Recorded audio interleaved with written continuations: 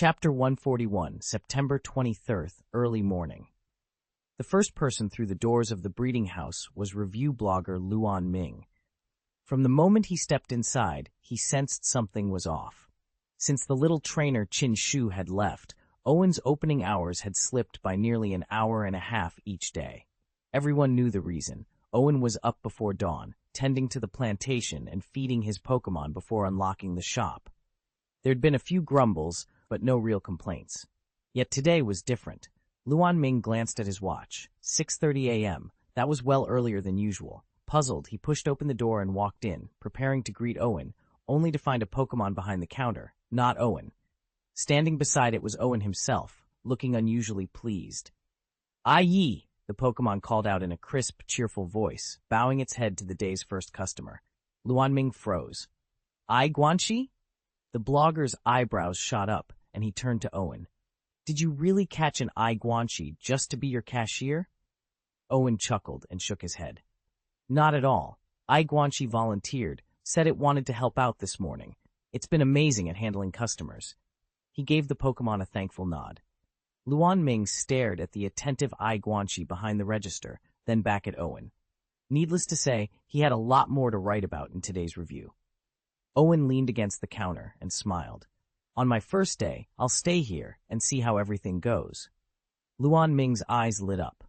"Perfect. Then I can swing by first thing every morning." As a food reviewer, he couldn't possibly camp out at Owen's breeding house full-time. Usually he rose before dawn to buy energy cubes for his Snorlax, then dashed off to review other breeding houses or restaurants. Honestly, after sampling countless treats, Luan Ming was convinced that Owen's energy cubes were the best on the market. A few more feedings, and his little Snorlax would almost certainly evolve, if only his schedule didn't keep him on the road. He quickly picked out the cubes he needed and stepped up to pay. Owen's steward, Ai Guanxi, supervised the transaction with professional calm. Every step, from scanning the cubes to handing over coins, went off without a hitch. Later customers admired how smoothly Ai Guanxi handled each sale and made their own purchases in seconds. Watching it all, Owen felt a deep sense of relief. His new steward was settling in perfectly, and his first day on the job was already a success.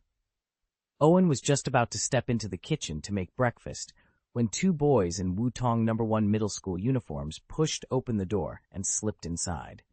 They glanced around nervously before their eyes settled on him. "Brother Owen?" one of them asked hesitantly. Owen turned, eyebrows raised.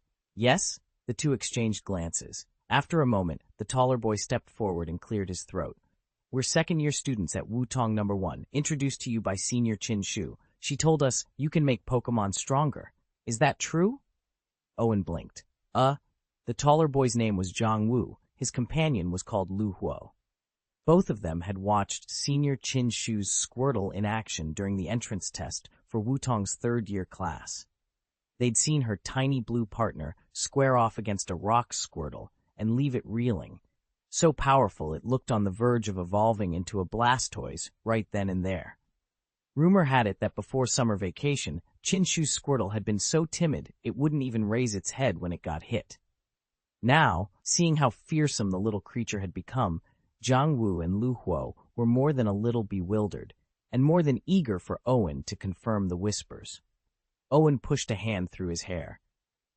"You heard about that battle too?" he asked, still trying to process their sudden appearance. The two boys nodded enthusiastically. Zhang Wu gripped the strap of his bag. "Senior Chin said you were the one who helped her train. If you really can make Pokémon stronger, can you help us too?" Owen glanced toward the kitchen, then back at their hopeful faces. With a slow nod, he simply said, "All right, tell me what you want." Owen stood behind the smooth wooden counter of the neighbor cultivation house, his dark eyes bright with concentration as he arranged a display of rare spirit crystals. When the two junior disciples from the competition site finally pushed open the door, a faint chime announced their arrival. And the moment they saw him, they both froze. Neither of them had expected the legendary proprietor of this place to look so young. In fact, he appeared barely older than they were. Just days ago, their senior sister, Chin Shu, had whispered about a secret training method hidden within this very establishment, a way to strengthen oneself before the next stage of the trials. Secretly, the two girls had jotted down the name Neighbor Cultivation House on a scrap of parchment and vowed to seek it out. Then the typhoon hit, postponing their plan indefinitely. As soon as the rain subsided and the roads reopened, they hurried here, hearts pounding with hope. They'd scoured every message board and review forum they could find, piecing together rumors about an impossible technique taught only to a select few. But none of that prepared them for Owen's unassuming figure. "He's so young," one of them breathed under her breath. They exchanged doubtful glances. Youth and inexperience, they both knew, seldom produced true mastery in the art of cultivation. "Are you sure this is the right place?" the other ventured, voice trembling. Owen looked up and offered them a calm, confident smile. He set aside the last spirit crystal and folded his hands respectfully. "Welcome to the Neighbor Cultivation House," he said.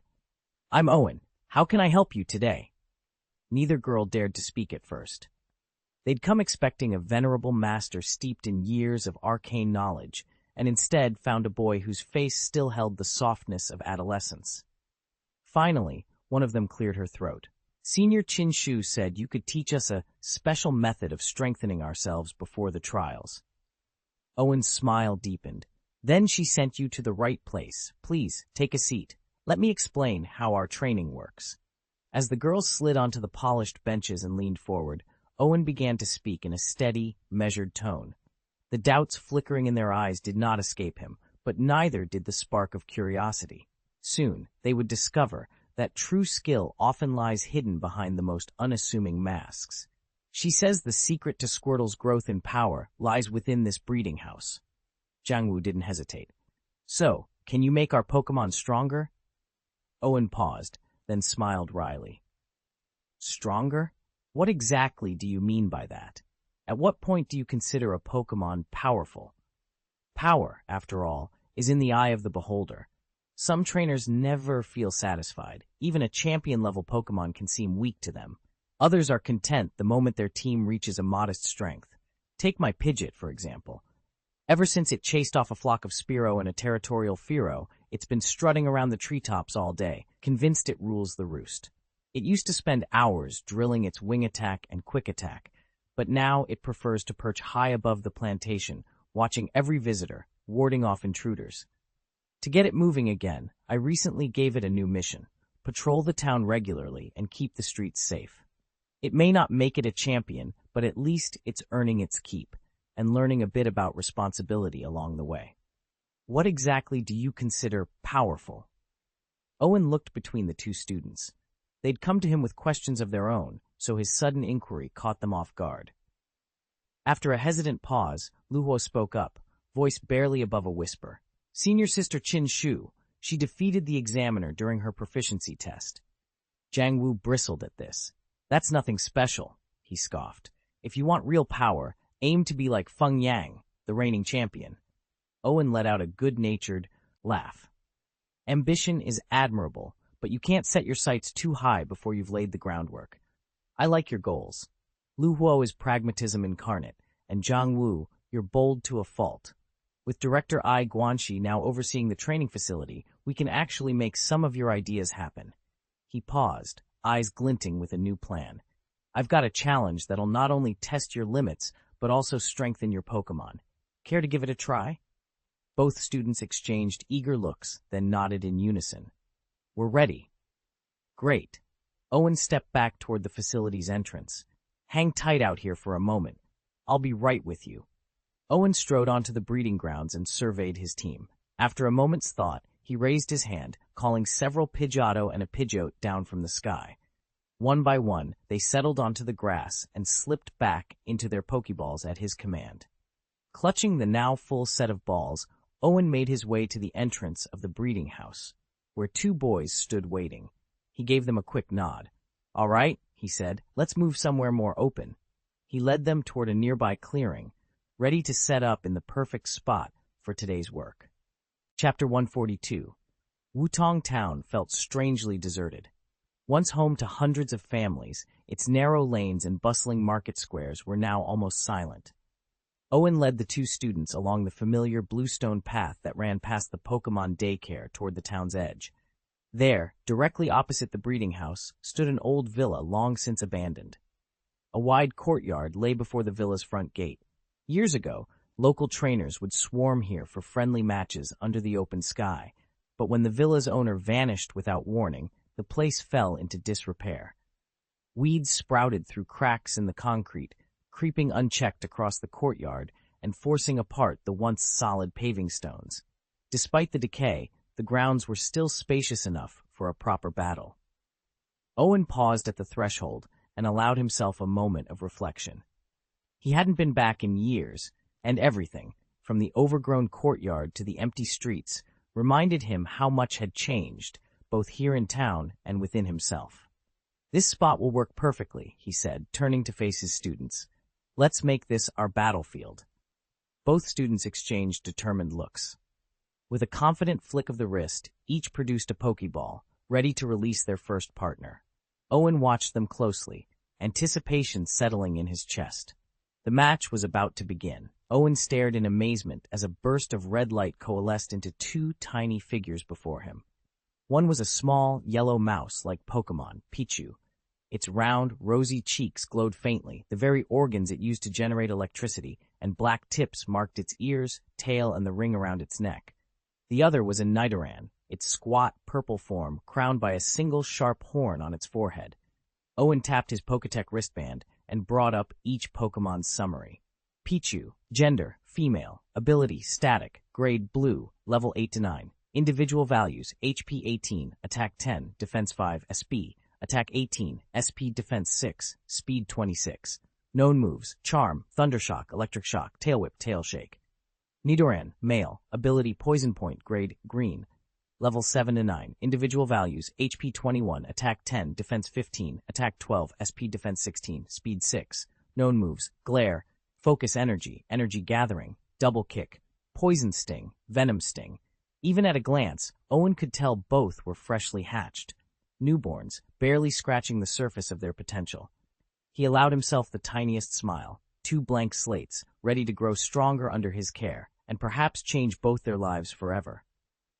Owen paused for a moment, then released the 4 Pidgeot he'd brought with him. Instantly, the courtyard filled with the thunder of beating wings and sharp, excited cries.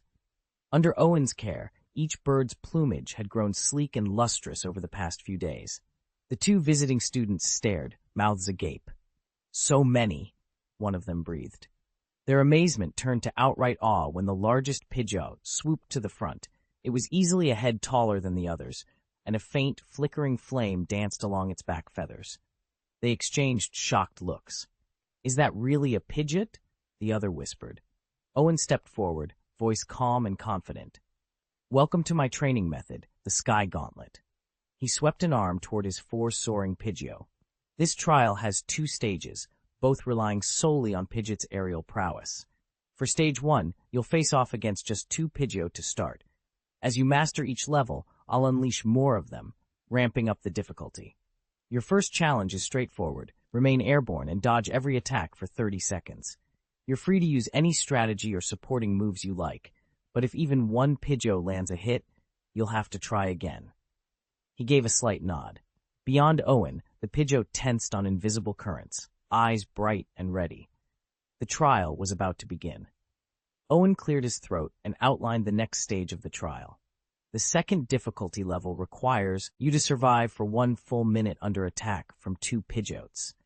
After you've weathered that wave, the sequence repeats. Each wave mirrors the last, building up to a final strike from the lead Pidgeot. Every time you clear a wave, you'll earn a special energy block. These blocks can be used to instantly boost a Pokemon's move proficiency or raise its effort values. He flipped to the next page of his notes. The alternate challenge format is to find a way to hit Pidgeots in midair. The mechanics are similar, fewer birds per wave, but the reward remains the same energy block for each successful round. Owen paused to let the information sink in. He'd had this tiered challenge system sketched out for weeks. It was designed with 2 goals in mind. First, the opening difficulty had to be low enough that new trainers wouldn't feel discouraged.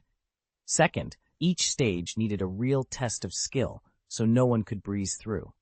And just like the official gym badge system, These energy blocks would serve as tangible proof of a trainer's accomplishments, granting priority entry into higher-level tournaments and competitions down the road. Owen wasn't ready to open a gym. He didn't even have a building yet, but he could still stage unofficial challenges, offering rewards to draw in trainers whenever he had enough energy blocks. He grinned at the two stunned students standing before him. "Since this is your first challenge," he said, "it's free today. After that, you'll need to pay. Interested?" Their eyes met, excitement suddenly burning bright, and they both replied, "Yes." They'd heard about these paid training battles, usually held inside gyms and costing a small fortune, but free? They couldn't pass it up. Owen nodded and turned toward his team. "All right, let's begin with 2 Pidgeots, one for each of you." At his command, a pair of majestic Pidgeots swooped down, talons flexing and wings beating the air. Though they were only level 18 or 19, right on the cusp of evolving, their power and poise rivaled that of any wild Pidgeot. The 2 high school students straightened up and grew serious. The match was about to start, Pichu versus Pidgeot. Owen's confidence surged as he sized up the battlefield. In a straight matchup, Pichu actually held the edge in speed over Pidgeot, so he'd stick with his little electric mouse rather than risk sending out a bulkier Pokémon. Floating effortlessly in midair, Pidgeot was impressive, but at the end of the day, they were both first-stage Pokémon. "All I need to do," Owen thought, "is land a hit. This should be a piece of cake. And Pichu is so fast, we'll have the drop on it." "Owen, use Thundershock," he called. Right on cue, Pichu crouched, pressed its tiny cheek, and unleashed a crackling bolt of electricity, each current pulse as thick as Owen's finger, straight toward Pidgeot. But the plan depended on that telltale cheek touch, and Pidgeot, honed by Gardevoir's directional training, saw it coming from a mile away. With a single graceful tilt of its wings, it slipped out of the attack's path. The crackle of electricity sizzled past harmlessly into the open sky. Owen blinked in disbelief. It couldn't have been that easy for Pidgeot to dodge, could it? Chapter 143. Owen watched the 2 teens with barely concealed astonishment, then let a slow smile spread across his face. "Our breeding house carries energy blocks and superior healing potions. If your Pokémon get hurt or run out of stamina, just come back and stock up. And when you finally manage to beat Pidgeot, be sure to let me know." The challengers, both about 15 or 16, were exactly the kind of spirited trainers who thrived on this sort of trial. Far from discouraged, they looked eager. Owen spared a quick glance for his faithful Pidgeot and gave it a nod. "Stay sharp, and don't let these newcomers drag the battle onto the villa grounds." With that, he turned and strolled away, certain they stood little chance of victory.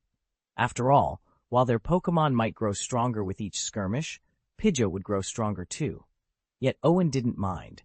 Every defeat would teach them something new, and if they lost enough times, he planned to offer a consolation prize to keep them coming back. Inside the breeding house, he found his brother, I Guanxi, now confidently manning the register. Owen leaned against the counter, feeling an unexpected twinge of boredom. New challenges, he thought. Maybe it was time to invent something fresh. Shortly afterward, Owen's mind lit up with an idea that felt surprisingly within reach. Think back to the Sky Challenge he'd just launched with Lu Huo and Zhang Wu. Their Pokémon had burned through a massive amount of stamina. If they waited for natural recovery, it could take hours, or even days. But what if they used the energy blocks stocked in the breeding facility? Recovery time would be slashed almost immediately, and if these challenges ever took off, trainers would rush in to buy energy blocks by the dozen. Owen suppressed a wry smile. What was he, a gamer facing a raid boss, and set the thought aside. Road construction was a far more urgent concern, and he still didn't know where to begin. He needed to talk to the mayor. Rotom, let's go. Owen looked up at the little electric Pokémon hovering above the grass. As more creatures had moved into the breeding facility, Rotom's workload had lightened. Mowing the lawn was now almost a pastime. Roto! The Pokémon chirped in response. The Rotom phone buzzed to life, untangled itself, and zipped after them. Together, they set off toward the town hall to get the answers they needed. Owen stretched and yawned as the last of his Pokémon finally emerged from the adjoining rooms. Evie and Ice Vulpix padded sleepily into the main chamber a moment later. Since there wasn't quite enough space for everyone to spread out, the two of them had bunked together in Owen's room overnight. It wasn't ideal just for convenience. He figured it was a good way to deepen their bond. Turning back to his desk, Owen picked up the skill disc he'd found earlier, the Disc of Yuan Tong. With a few presses and confirmations, he taught the new move to Ju, who let out an eager chirp in approval. Owen gave his faithful companion a satisfied nod. This little trick would come in handy. But even as he finished, Owen's favorite of all remained Sylph Evie. He couldn't help admiring the elegant twin ribbons trailing from its ears. Just last night, he'd sat down with Evie and walked through all the possible evolutions, carefully laying out the strengths and drawbacks of each form. His own preference, though, had been impossible to conceal. His eyes kept drifting back to the sketch of Sylph Evie tucked among his notes. That sketch had actually come courtesy of the Gardevoir who dropped by his room yesterday. After she'd helped him forge an energy cube in the workshop, she'd insisted on tagging along to chat. Their conversation had drifted from strategies to personal goals until they circled back to Ice Vulpix's evolution. "Do you want to evolve?" Owen asked Ice Vulpix now, squatting in front of the little fox. The Pokemon's icy blue eyes blinked in surprise. He shifted on his paws, tail wagging tentatively, clearly torn between excitement and uncertainty. Owen reached Ut to gently scratch behind his ear. "Take your time," he said with a warm smile. "We'll decide together when you're ready." Ice Vulpix let out a soft whine but closed his eyes, leaning into the touch. Owen took that as a good sign. Whatever path lay ahead, for Ice Vulpix, for Evie, and for all of them, he knew they'd face it as a team. Owen watched as his Ice Vulpix, Ajiu, ambled over and dropped into a perfect spoiled child pose, eyes half closed and tail curling around her paws.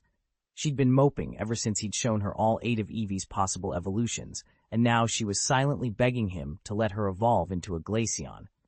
He crouched beside Evie, who was perched by the door. "All right, Evie," he said, pulling up the Pokédex display. "You've got Vaporeon, Jolteon, Flareon, Espeon, Umbreon, Leafeon, Glaceon, and Sylveon. Any of those sound good?" He tapped through each sprite in turn, then glanced back at Ajiu, whose pleading eyes were almost comical. Before Ajiu could whine again, Gardevoir floated forward, her gown-like body shimmering. "Sylveon would be stunning on her," Gardevoir suggested softly. "Look at how gracefully those ribbons float. So elegant." Ajiu blinked at the image, gave Owen a small nod, and then looked as if she'd accepted Gardevoir's recommendation. Owen smiled, surprised at how well Gardevoir had sold the idea. Okay, he laughed, scooping Ajiu into his arms as she wiggled happily. "We'll plan for Sylveon, then." Turning to Evie, he asked, "And you? Are you coming with me?" Evie's ears perked up, and with an eager chirp she bounded forward to join them. With Ajiu cradled in one arm and Evie at his side, Owen set off down the road. The next town and a Pokémon Center awaited, along with whatever new adventures lay beyond the horizon.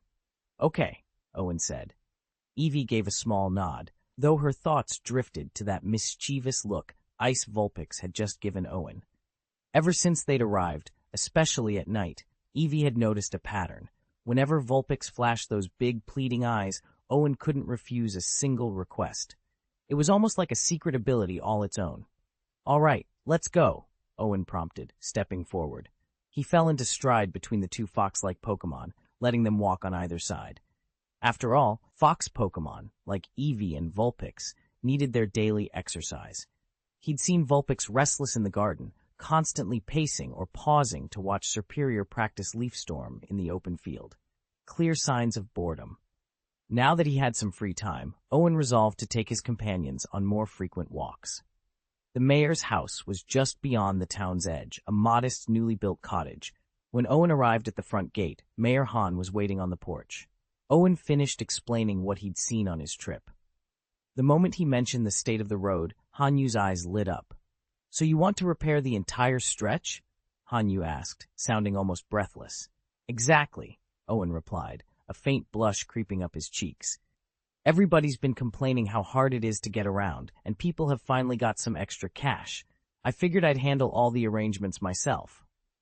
"Perfect," Han Yu said, thumping his chest with satisfaction. You've got more drive than your old man. He's a real slug. Hey now, Owen laughed, shaking his head, but he couldn't argue. Han Yu was right. As a kid, Owen had been in awe of his father's talents. A master of beast taming, a prodigy of cultivation, able to answer any question, no matter how obscure, on the spot. Villagers frequently came to him with the toughest problems, and he'd always find a solution. Yet in his day-to-day life, he was the laziest person Owen knew. He'd rather lie down than sit than stand. Only his closest friends could ever persuade him to take on a request. Owen grinned. Despite his father's brilliance, maybe it really was time for someone else to roll up their sleeves. And who better than him? My mother is incredibly beautiful, and she and my father have the kind of relationship most people only dream about. They tease each other non-stop, flirting like teenagers despite having been married for years. When I was little, I knew better than to interrupt their private moments. I'd slip away quietly so I wouldn't cramp their style. Funny to think how much I miss those carefree days. After I finished bidding farewell to the mayor, I set off for home. Not long into the trip, Rotom's voice crackled over the speaker. Master, I'm picking up some unusual reports out of Haikou City today. Would you like me to broadcast them? Chapter 144. Strange news? Owen asked, brow furrowing. Rotom, fill me in, he added. The Rotom-controlled smartphone shifted its perspective, and a moment later spoke in its cheerful voice. At 8 o'clock this morning, a large number of Haikou City residents reported to the Pokémon Alliance that they suffered terrifying nightmares overnight. While each person's dream took a different form, they all described overwhelming fear. This incident has drawn the Alliance's highest attention, Rotom continued. Champion Feng Yang has stepped in. I expect we'll have an official explanation soon. Nightmares? Owen's heart skipped a beat. Gardevoir had only just mastered Darkray's nightmare ability, and now, barely weeks later, an entire city on the Alliance map was beset by horrifying dreams? Haikou City wasn't far from Wutong City, practically a neighbor, and in fact Haikou was the larger, first-tier metropolis of the two. If the Alliance was investigating, it could only mean they were tracing the source back to him, to Gardevoir. Which Darkrai could be responsible for this? Owen muttered. He knew he needed to find out, and fast, before the situation spiraled even further out of control. Owen exhaled and ran a hand through his hair. Champion Feng Yang has already stepped in. This shouldn't be too big a problem. Still, the thought of potential pursuers left him uneasy. If they really were here for him, there'd be no avoiding a confrontation. All he could do now was trust that Feng Yang would handle things. He wasn't overly worried. After all, not every Darkrai, despite their reputation as nightmare gods, could go toe-to-toe with the twin gods of time and space. And the champion of the Donghua Alliance was no slouch. Rumor even claimed Mr. Feng Yang had a monster so powerful it rivaled the legendary beasts, a true primal deity. Owen didn't know where the gossip originated, but he did recall Feng Yang unveiling a legendary during a public match. Moltres itself. He shook his head. If diplomatic channels fail, we'll fight. He glanced at Gardevoir, now creeping up toward level 90. She won't just stand there and take it. No way was he letting Gardevoir surrender the power she'd worked so hard to master. After all she'd endured over the years, how could he explain demanding it back and erasing her struggles along with it? Chapter 5. Owen's stomach fluttered with unease as he made his way back to the breeding house. He couldn't shake the feeling that something was off.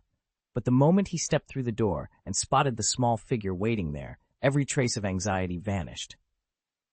The boy was dressed in a soft pink tunic that somehow looked out of place against the stark white walls.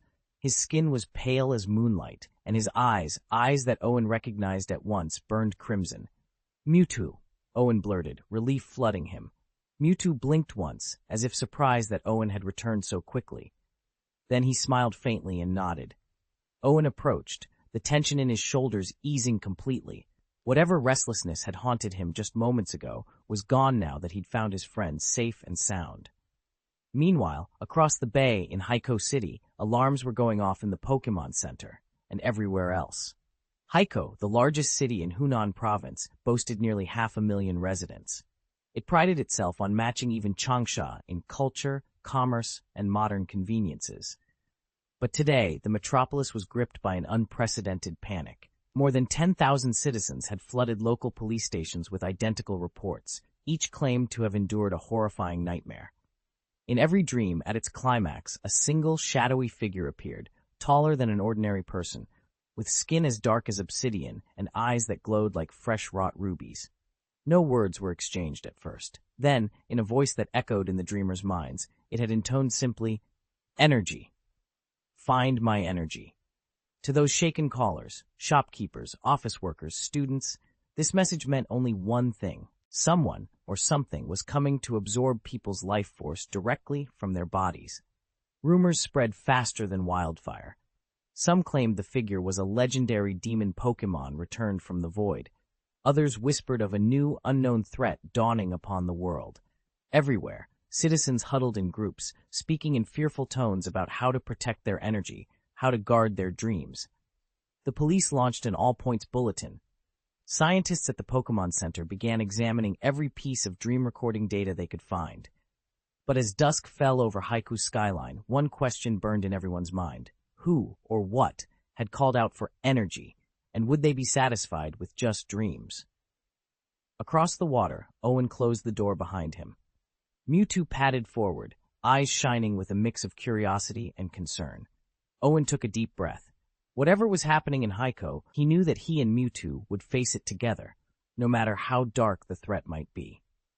End of Chapter 5. At the heart of the Haiku City Trainers Alliance headquarters, a tall young man in a white t-shirt under a light beige jacket regarded Miss Junsha with steely focus. "Have you traced the source of the nightmare energy?" he asked.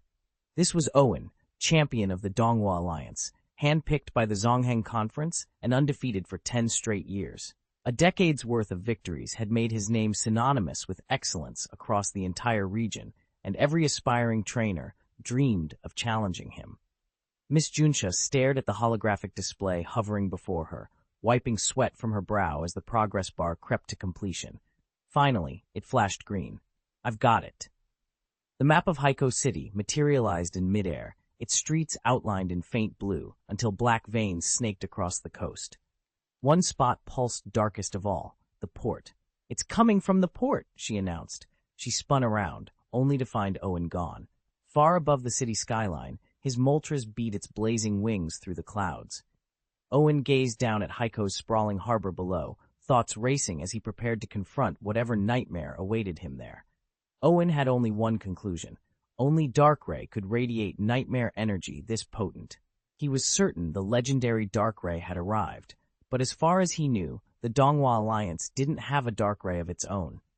This one must have come from afar, and after such a long journey, it couldn't be here by accident. What could Darkray's purpose be? High above the city, Owen rode on the fiery wings of Moltres as it dove toward the port. In a matter of minutes, they swept from the heart of the city to the waterfront. "The nightmare aura is strongest around here," Owen whispered, eyes narrowed. Below them, the docks lay unexpectedly quiet. The usual clatter of cargo loading and shouted orders was gone. Only a handful of fishing boats bobbed at their moorings beneath the pale morning light. Owen scanned the deserted piers with growing concern. He didn't have a Pokémon suited to a stealthy search on the ground.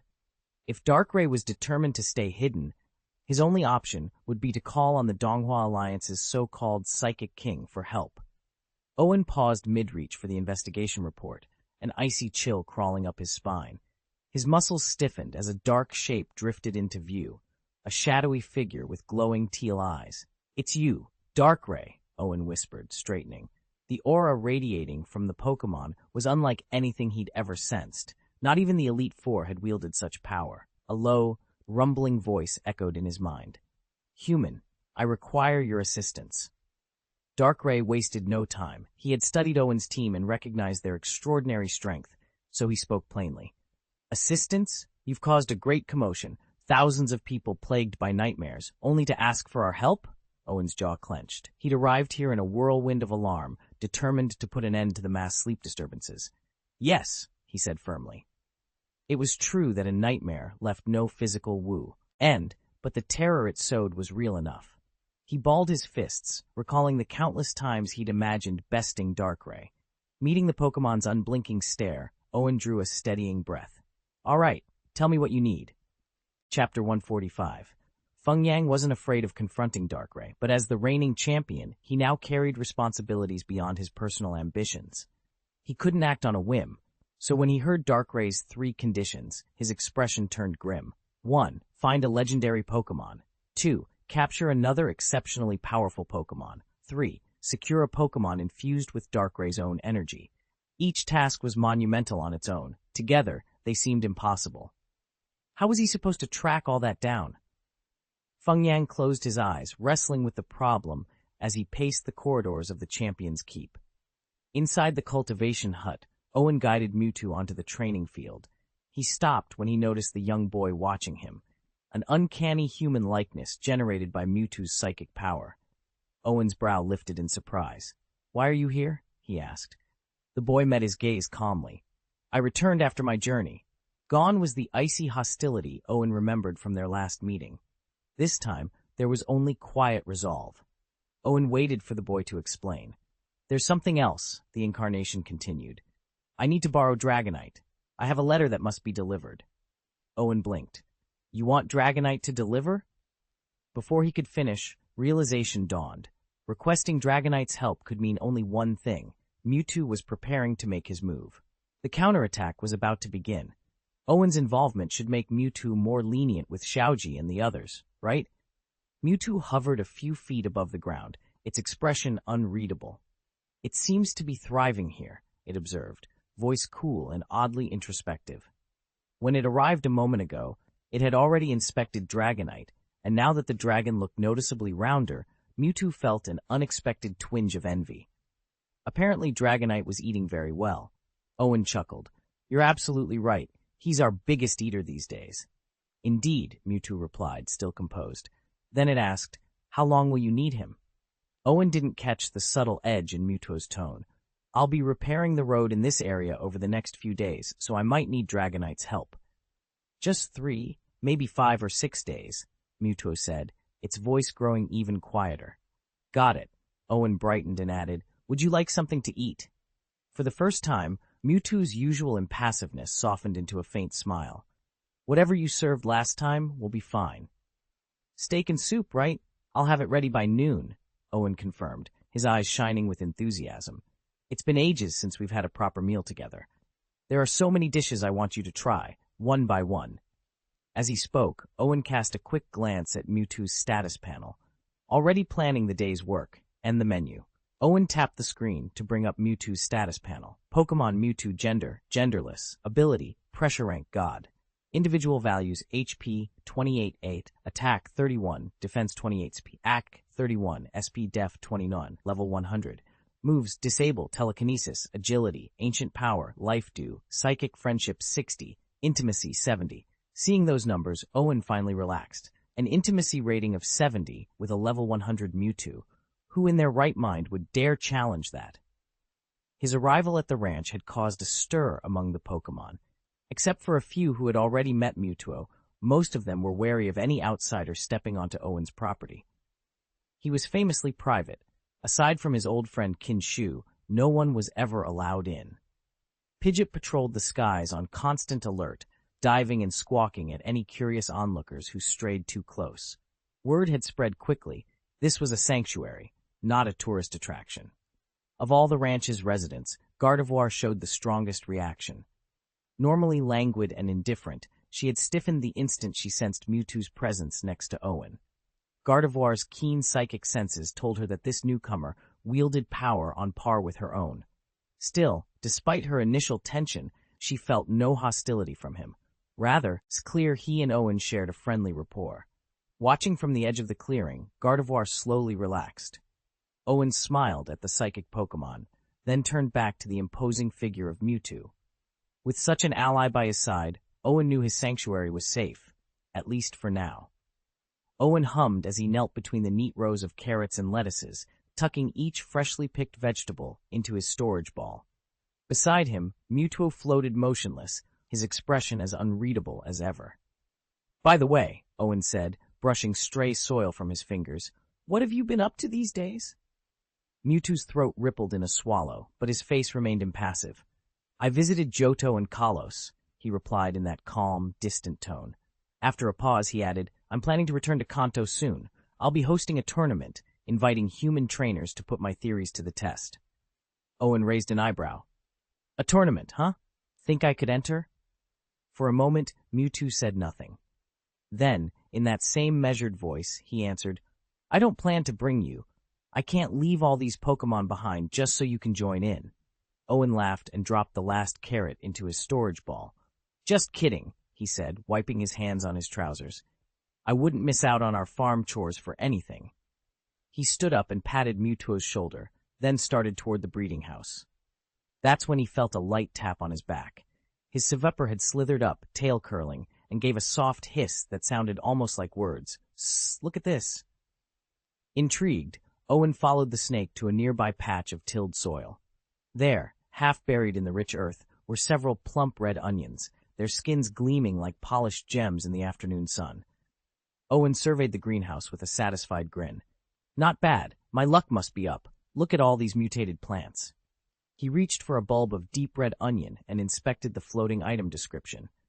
Flavorful onion. Add to any dish to boost its flavor and overall rating by 1 tier. Certain Pokémon can wield it as a weapon, triggering a unique effect in battle. Owen raised an eyebrow. Weaponized onions? What Pokémon would fight with an onion? Only Farfetch'd, and that one used a leek, not an onion. The mental image was absurd enough to make him chuckle. Deciding he'd never actually need it for combat, he tucked the onion into his pack for cooking instead. Perfect timing, he murmured, glancing back. Behind him, Mewtwo drifted into view, taking in the unfamiliar surroundings with caution. This greenhouse looked nothing like the last time he'd visited. Hesitant to explore on his own, he simply followed Owen's lead, unaware of what might be waiting deeper inside. Rotom materialized above the breeding center and zipped over to Owen. Master, I've just received a message. Looks like it's from the Alliance, addressed to everyone in Haikou City and the neighboring districts. Do you want me to show it to you? From the Alliance? Owen's eyes lit up. He recalled the morning bulletin Rotom had relayed. Could it be that Darkrai still hadn't located his missing Gardevoir and was now asking humans for help? Owen waved a hand. Yes, let me see it. Rotom floated closer, ready to display the transmission. Chapter 146. A special bulletin from the Pokémon Alliance flashed onto screens across Haikou and the surrounding cities. Attention all citizens and traveling trainers. If you've been suffering frequent nightmares lately, please report to your nearest Pokémon Center immediately. Verified cases will receive a reward of 50,000 to 1,000 credits. We've also detected powerful foreign Pokémon exhibiting nightmare-based abilities. Stay alert and report any unusual activity. Lotum, that's the update, Champion Owen, Rotom chimed, hovering beside him. You've got a new video posted. The moment she heard nightmares, Gardevoir's psychic senses flared. She drifted across the room, emerald eyes wide with concern. Owen offered her a reassuring nod. Gardevoir, are you all right? She hesitated, her hair like tendrils swaying in the air. Owen shrugged. I think whatever cursed you with that power has realized it doesn't rightfully belong to it. A quiet gasp escaped Gardevoir's lips as memories stirred. Images of shadowy figures, a dark presence at the very beginning of her life. She recalled rumors that Pokémon with unusual coloration were often shunned by their own kind. Yet, in her earliest days, she had never known fear or rejection. Her gaze settled on Owen, gratitude and uncertainty mingling in her eyes. Owen. In that moment, both trainer and Pokémon sensed it clearly. The mysterious force that had linked itself to Gardevoir was not done with her yet, and it was growing stronger. Owen had always stood out among the Lalula tribe. His scales bore a peculiar glowing hue that none of the others shared, so from childhood he'd trained in solitude, polishing his psychic skills far from the watchful eyes of his kin.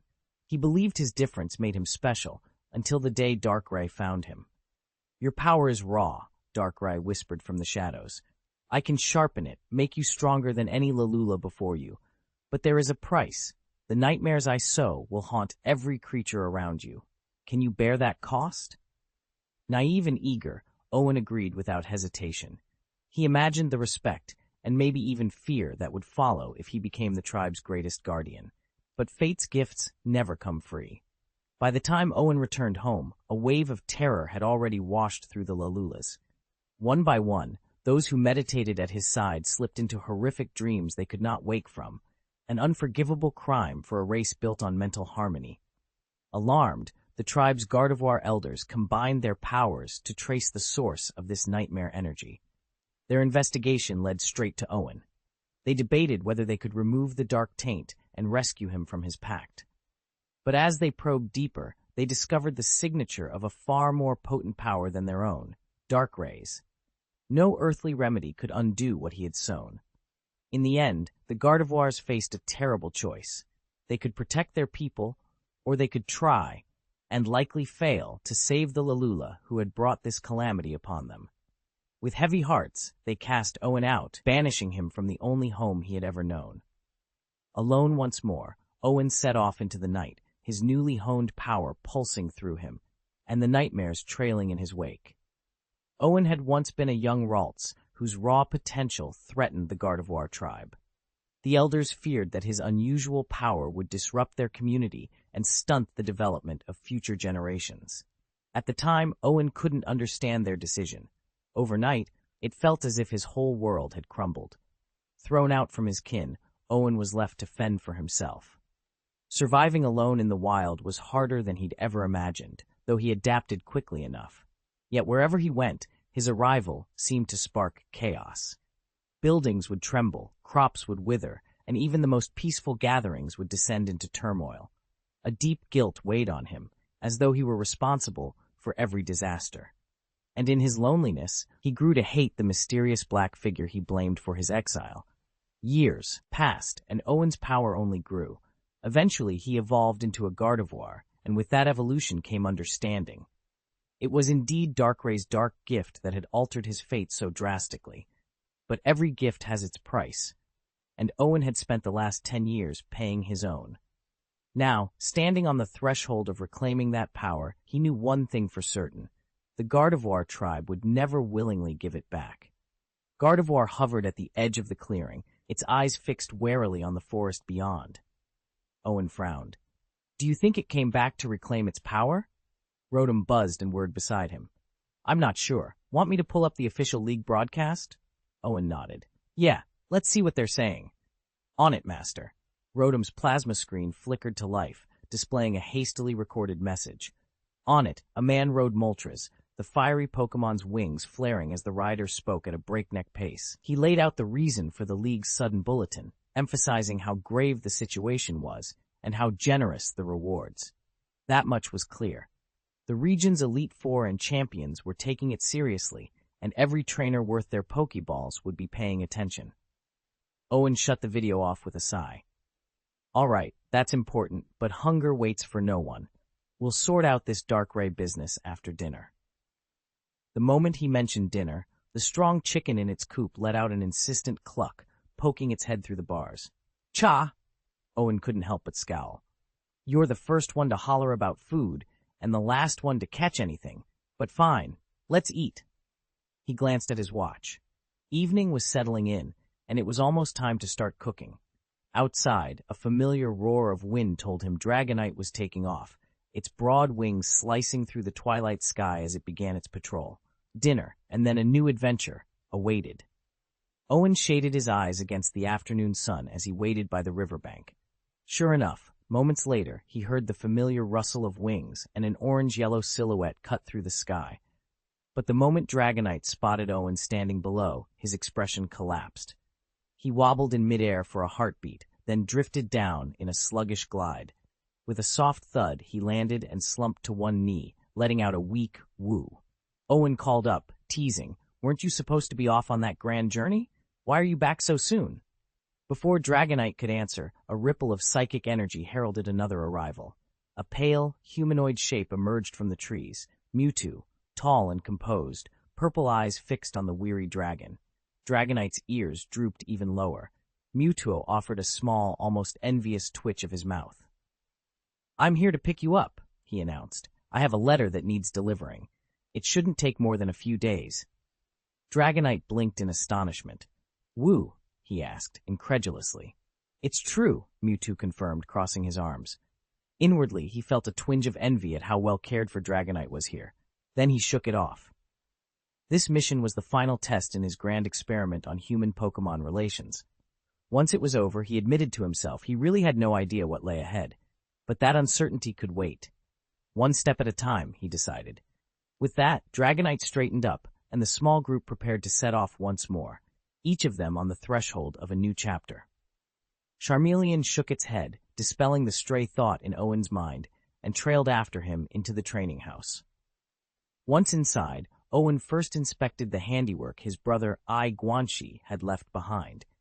Everything looked solid, so he was about to head into the kitchen and start cooking when he noticed the two high school students he'd seen earlier walk in. They browsed the shelves for a moment, then began stuffing stamina cubes into their bags, together taking nearly 1/5 of the day's stock. One student muttered under his breath, "That was brutal. How does Pichu manage to fly so fast and stay steady? Still, I can really feel its move profi, science-y jump after that challenge." "Yeah," his friend agreed. "My Nidoran's so much more agile now. It's all thanks to these energy cubes. They restore stamina in 3 or 4 minutes flat. Only downside is the price." "Quit whining," the first shot back with a grin. "Owen said they're free today. Who knows if he'll start charging tomorrow? We've got to make the most of it." With that, they grabbed a few more cubes and rushed back outside. Owen paused as he caught the tail end of their conversation, surprise flickering across his face. They'd been sparring here the entire morning? Chapter 147. Owen shook his head in wry amusement at how persistent some people could be when it came to free meals. With a sigh, he steered himself toward the kitchen. After all, there was nothing more important in this world than good food. When he arrived, Mewtwo was already hovering by the stove. Owen cracked a grin. "You're here to handle the heat again, right?" Mewtwo hesitated for a moment before nodding stiffly. Owen gave him a reassuring pat on the shoulder. "Just like last time, keep the soup at a steady simmer and I'll take care of everything else." He pulled out fresh vegetables and spices from the refrigerator, setting them on the counter in neat rows. Once Mewtwo had the fire under control, Owen uncorked a bottle of honey wine and took a long, appreciative sip. With his nerves calmed and his energy restored, he dove into the work. As he chopped, stirred, and seasoned, more Pokémon drifted into the clearing, Hamar, drawn by the promise of a hearty meal. Each arrival meant extra portions, but Owen's newfound abilities let him juggle multiple tasks at once. Gardevoir floated by occasionally, offering telekinetic assistance with heavy pots or stirring utensils, but Owen never felt rushed. By the time the sun had dipped low in the sky, a steaming feast was laid out on the table. Hot soup, fragrant breads, and platters piled high with roasted vegetables, ready to satisfy every hungry mouth. All told, it had taken him less than an hour. Owen glanced around the kitchen at his two hungry partners, Combi and Miltank, who buzzed and mooed impatiently. "All right, you two," he said with a grin. "Tonight's menu is fried pork chops with scallions and a hearty beef bone soup. Let's get cooking." He closed his eyes, concentrating. With a subtle wave of his hands, flour and water leapt into motion, combining into a smooth dough on the marble countertop. As the mixture came together, Owen folded in a drizzle of Combi's golden honey and a splash of fresh Miltank milk. When the dough was silky and elastic, he shaped it into small buns, placed them in the steamer, and set the timer for 15 minutes. Next, he turned to Butterfree's special milk, creamy, lightly sweet, and stirred in a spoonful of Combi honey, creating a delicate nectar to serve alongside dessert. Then he focused on the pork chops. Each cut rose from the sink, water droplets still clinging, and floated to the preheated cast-iron grill. They hissed as they hit the hot surface, sending up a mouth-watering aroma. Owen seasoned them with salt and pepper, then measured out fresh green onions, which sliced themselves mid-air into perfect rings before raining down over the searing meat. By the time the steam bell chimed, the pork chops glistened with a savory glaze, and the scallions nestled atop. Owen arranged the golden buns on a plate and ladled simmering beef bone broth into bowls. The result was spectacular. A+ grade cuisine, scallion pork chops, special effect, instantly boosts a Pokémon's energy recovery efficiency by 50%, With regular consumption, it permanently enhances energy recovery rates. Owen stepped back, satisfied. Combi buzzed in approval, and Miltank let out a contented low. Dinner was served. Owen stared at the cooking notes blinking on his screen. Cooking effect number 2. After consuming onion duck, proficiency in slashing type skills improves. He rubbed his temples. So, you eat this to power up your slashes? Does onion duck eat meat or onions? A frustrated twitch pulled at the corner of his mouth. He sighed. Special dishes for specific Pokémon always had quirky effects. This one was clearly meant for onion duck alone, so it felt rather ordinary compared to his own creations. Shaking off the distraction, Owen turned back to the counter. The pork chops were golden brown and sizzling, fried to perfection. Now he just had the fresh vegetables from the plantation left to prepare. A colossal head of Chinese cabbage sat on the board. The quickest route was a simple stir-fry, so he separated a few leaves, slicing them thinly. In the pan went a dash of oil, a clove of garlic, a pinch of salt, and the cabbage, tossed until just wilted. The bright green strips shone under the kitchen lights.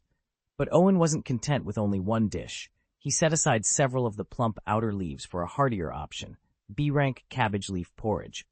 He chopped the leaves, then simmered them gently in rice water until the mixture turned silky. This porridge, made with Wangwang Valley cabbage leaves, was renowned for clearing internal heat and dispelling dampness. Cooking effect. Consuming it removes abnormal status conditions inflicted by powerful, overlord-level Pokémon. With the stir-fry and porridge cooling on the counter, Owen glanced at the clock. Exactly 1 hour had passed. He smiled. Mewtwo's soup, the final masterpiece, was done too. Fragrant steam curled from its surface, carrying a subtle psychic warmth. Mission accomplished. All dishes were ready, each with its own unique effect, ready to nourish both trainer and Pokémon alike. Owen placed each freshly cooked dish into his food storage orb, then stepped back to survey the cramped kitchen. He rubbed his forehead. "This kitchen's just too small," he muttered. Over time, his culinary skills and his supernatural cooking powers had grown by leaps and bounds. He could now whip up half a dozen dishes at once, but the little stone hut only held 3 gas burners. Worse still, the dining spot for him and his Pokémon companions had been moved from the breeding house out to the garden. Making that trek back and forth with trays piled high was beginning to feel like a marathon. Suddenly, a solution struck him. Why not build a dedicated kitchen right next to the garden? He pictured a sturdy pavilion, all the cooking equipment at his fingertips, and a clear path straight to the dining area. Owen pulled out his communicator and dialed the Huba team. Within the hour, a squad of builders arrived, led by their strongest Pokémon. They scouted a flat patch of ground, unloaded supplies, and set to work. Over the next few days, they raised a timber frame kitchen complete with additional stoves, prep tables, and plenty of storage. By the time the structure was finished, Owen was ready to put it through its paces. He filled his storage orb with steaming bowls of stew, platters of roasted vegetables, and trays of grilled fish, then strode out to the garden. Lifting his voice so everyone could hear, he called out, "Dinner's ready!"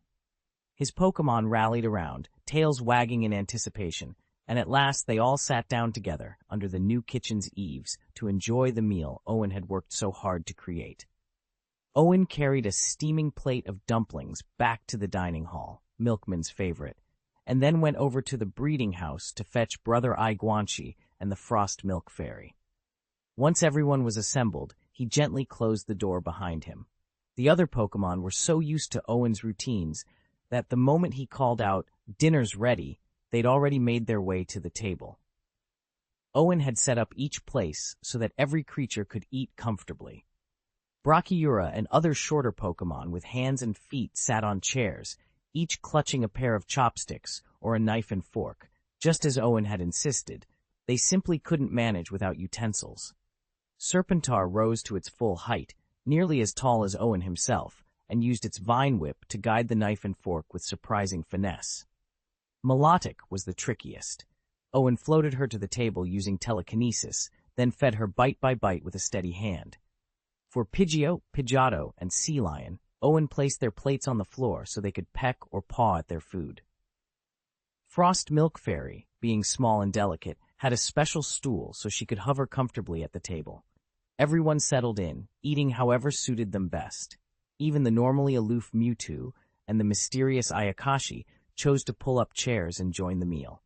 The room was warm with the soft clatter of utensils and contented murmurs, just another peaceful evening in Owen's ever-growing family. Owen had prepared a special treat for tonight's gathering, a pitcher of his homemade honey wine. He laid out platters of fruit, skewered meats, and sweet pastries around the low stone table, then beckoned all his Pokémon, and even Mewtwo, to take their seats under the lantern-lit canopy. When everyone was settled, Owen raised his glass. To friends both old and new, drink up, I'll finish mine first, then you can enjoy as much as you like. He tipped his head back and downed the sweet amber liquid in one swift swallow.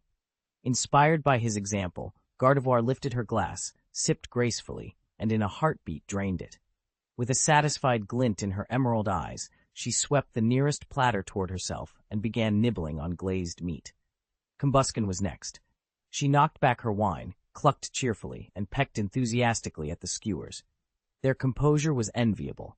No hint of a blush, just bright laughter and eager mouths at the food. At the other end of the circle, Kingdra hesitated, then tipped the glass.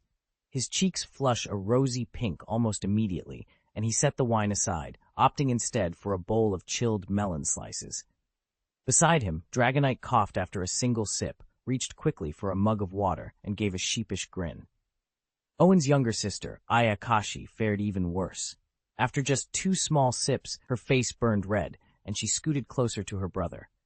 She tucked one arm around his waist and murmured in a breathy voice, "Owen, this honey wine is amazing. And the food, you've outdone yourself." She giggled, her eyes half-lidded, then dove into a mound of sugar-dusted pastries. Next to Ayakashi, Chow Meng stared at his untouched glass as if it held the mysteries of the cosmos. His brow furrowed. He swirled the wine gently, caught in a silent debate of curiosity versus caution. Owen chuckled at the scene. "All right, everyone. Eat, drink, and enjoy yourselves. Tonight's about celebration, no rules." Laughter and clinking glasses rippled through the night air as the Pokémon and their trainers settled in for an evening of good company, good food, and just the right amount of honeyed merriment. Chapter 148. Owen leaned back in his chair and sighed contentedly. After traveling to countless regions, he still believed this place had the best food. Sometimes even a single glass of its local wine felt like heaven. Mewtwo, sitting across the table, let out a quiet murmur of agreement. Suddenly, Owen slapped his thigh. "Right, where are Pidgeot and the others?" he exclaimed. Gardevoir, who'd been meditating beside him, opened her eyes and nodded. Silently, she reached out with her mind, calling to the birds. A few heartbeats later, she relayed, "They're on their way." "Perfect," Owen said with a grin. Gardevoir's telepathic range had grown tremendously strong recently, so he trusted she'd reach even the sky-racing Pidgeot. Yet, as he looked around the inn's courtyard, no familiar silhouettes appeared. "Pidgeot!" he called again, voice ringing out. From above, a lone Pidgeot swooped down in a graceful arc, landing neatly at its usual spot. Owen blinked in surprise. This wasn't his partner. The bird's familiar plumage and proud posture were there, but its eyes held a stranger's wariness. It locked gaze on Mewtwo, head cocked, as though sizing up a rival. Before Owen could say anything, a small Pidgey fluttered in and settled on the table's edge. Its tiny beady eyes gleamed with excitement. That energy signature, it was exactly what Pidgey had been tracking. Owen exchanged a puzzled look with Gardevoir. "Who did you call?" he whispered. Gardevoir gave him a faint, apologetic smile. "I reached out to every Pidgeot in the area. It seems we got a visitor, not ours." Mewtwo watched the two birds with mild curiosity. Owen scratched his chin. "Well, I guess we'll have 4 dinner guests instead of 3, he said. He raised his glass. "Welcome to the table, everyone, truly." Mewtwo's expression hardened. According to Team Rocket's files, the very organization that had created him, his genetic template had come from a Pokémon called Mew. Further digging had revealed that Mew carried the DNA of every known species, granting it the unique power to mimic any Pokémon's form. Now, Mewtwo sensed those same genetic signatures in this Pidgey. Clearly, this was no ordinary Pidgey. Could it be another experiment spawned from Mew's DNA? Yet as Mewtwo studied the little bird's behavior, a thought struck him. Maybe it, too, was here for one simple reason: free food. It seemed everyone around them shared that goal. With a flick of his tail, Mewtwo refocused on the present. Ever since joining Owen on this journey, Mewtwo had two aims: observe the bond between humans and Pokémon, and more urgently, track down Mew. Despite relentless searching, Mew remained elusive. And now, was he finally within reach? The two Pokémon locked eyes, each weighing suspicion against hunger. In the end, their growling stomachs won out. Any questions about the Pidgey's true nature could wait. Right now, a warm meal was far more pressing. So they set aside their doubts, sat down together, and began to eat.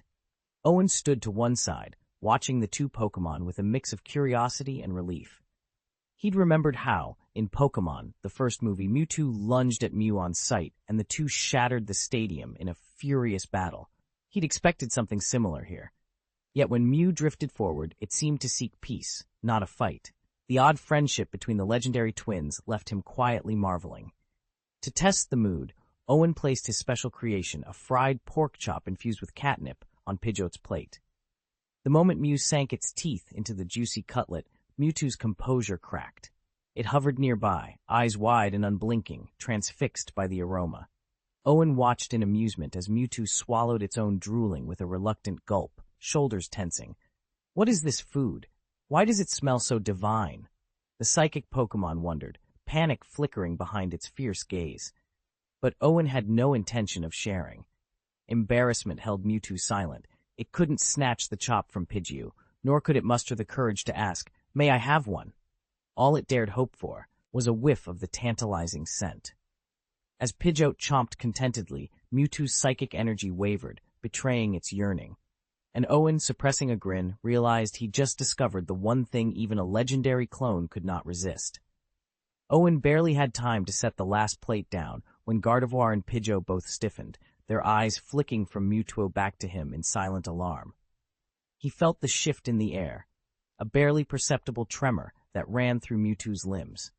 Then it clicked. He'd completely forgotten that certain Pokémon were irresistibly drawn to strong herbal aromas.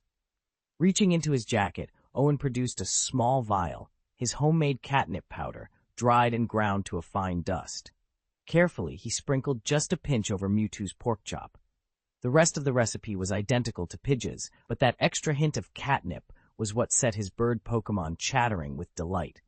It was a mild seasoning by taste, but its effect on sensitive noses was immediate. Mewtwo's breathing hitched. His chest heaved, his paws flexed, and a low growl of anticipation rumbled from his throat.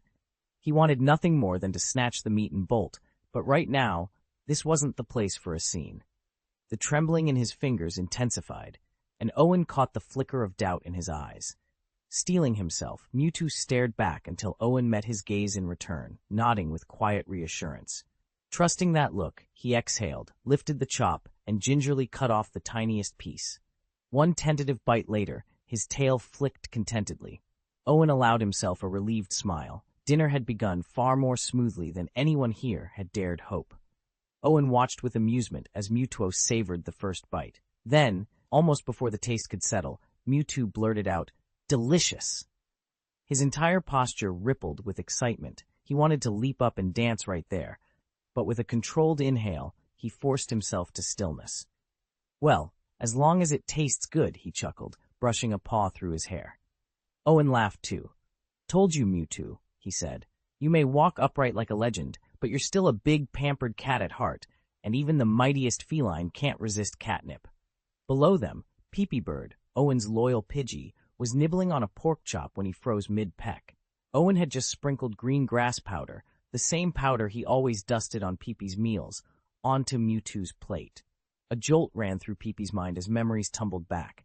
Every time Owen treated him, he'd use that exact powder. It meant Owen had known all along that Mewtwo was just another cat Pokémon. Why, then, had he pretended not to notice for so long? His heart thumped so loudly, it felt like it would burst. The stunned realization left Peepy Bird dizzy with emptiness. Owen's secret was out, and nothing would ever feel the same again. Peepy Bird had always believed its disguise was flawless, until Owen saw right through it and pretended not to notice. A hot flush of shame swept over the little creature, fluffing its feathers in embarrassment. "Peepy," it muttered, its confidence crumbling. Now, sitting across from Owen at the simple wooden table, Peepy Bird stared uneasily at the steaming meal laid out before them. For the first time, the savory aroma did nothing to whet its appetite. Instead, it felt queasy with indecision. Should it drop the ruse and reveal its true identity? Or stubbornly play dumb and hope Owen never asked too many questions? As the silence stretched on, each ticking second felt like a strange daydream. Peepy Bird's mind buzzed with nerves and what-ifs, turning an ordinary meal into a battlefield of tangled thoughts and leaving both bird and boy on the brink of an unexpected confession. Chapter 149. Dinner was over, and Owen barely registered Mewtwo's lingering tension. Instead, a familiar chime warmed his mind. Congratulations, host. Mewtwo's pleasure value has risen from 50 to 88.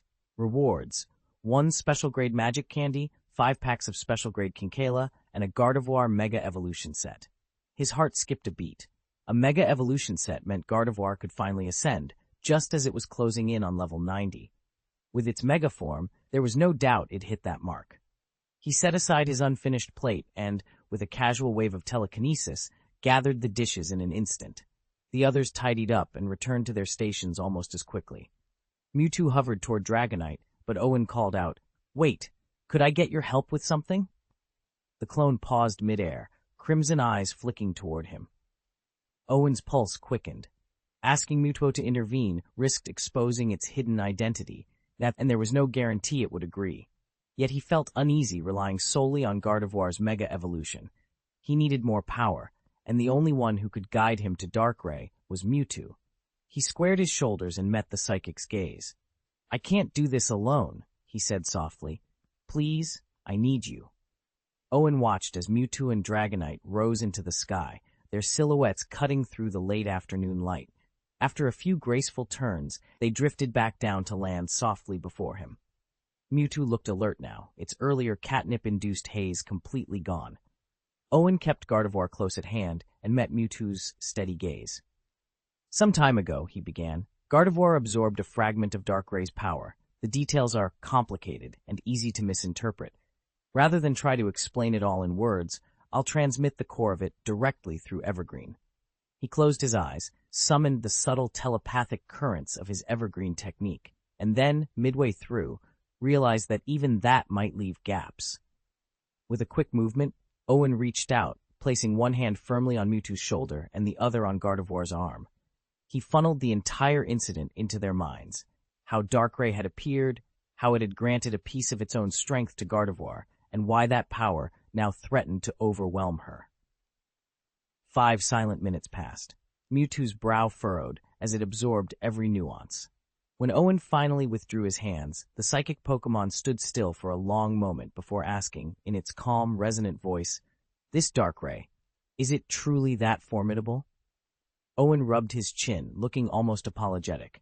"Formidable doesn't even begin to cover it. And I'm no professional trainer. I'm just a plantation owner trying to keep things running. I need your help, Mewtwo. You wouldn't want to face Darkrai in a straight-up battle and risk leveling the plantation, would you?" He glanced around at the nearby fields and then back at the 2 Pokémon.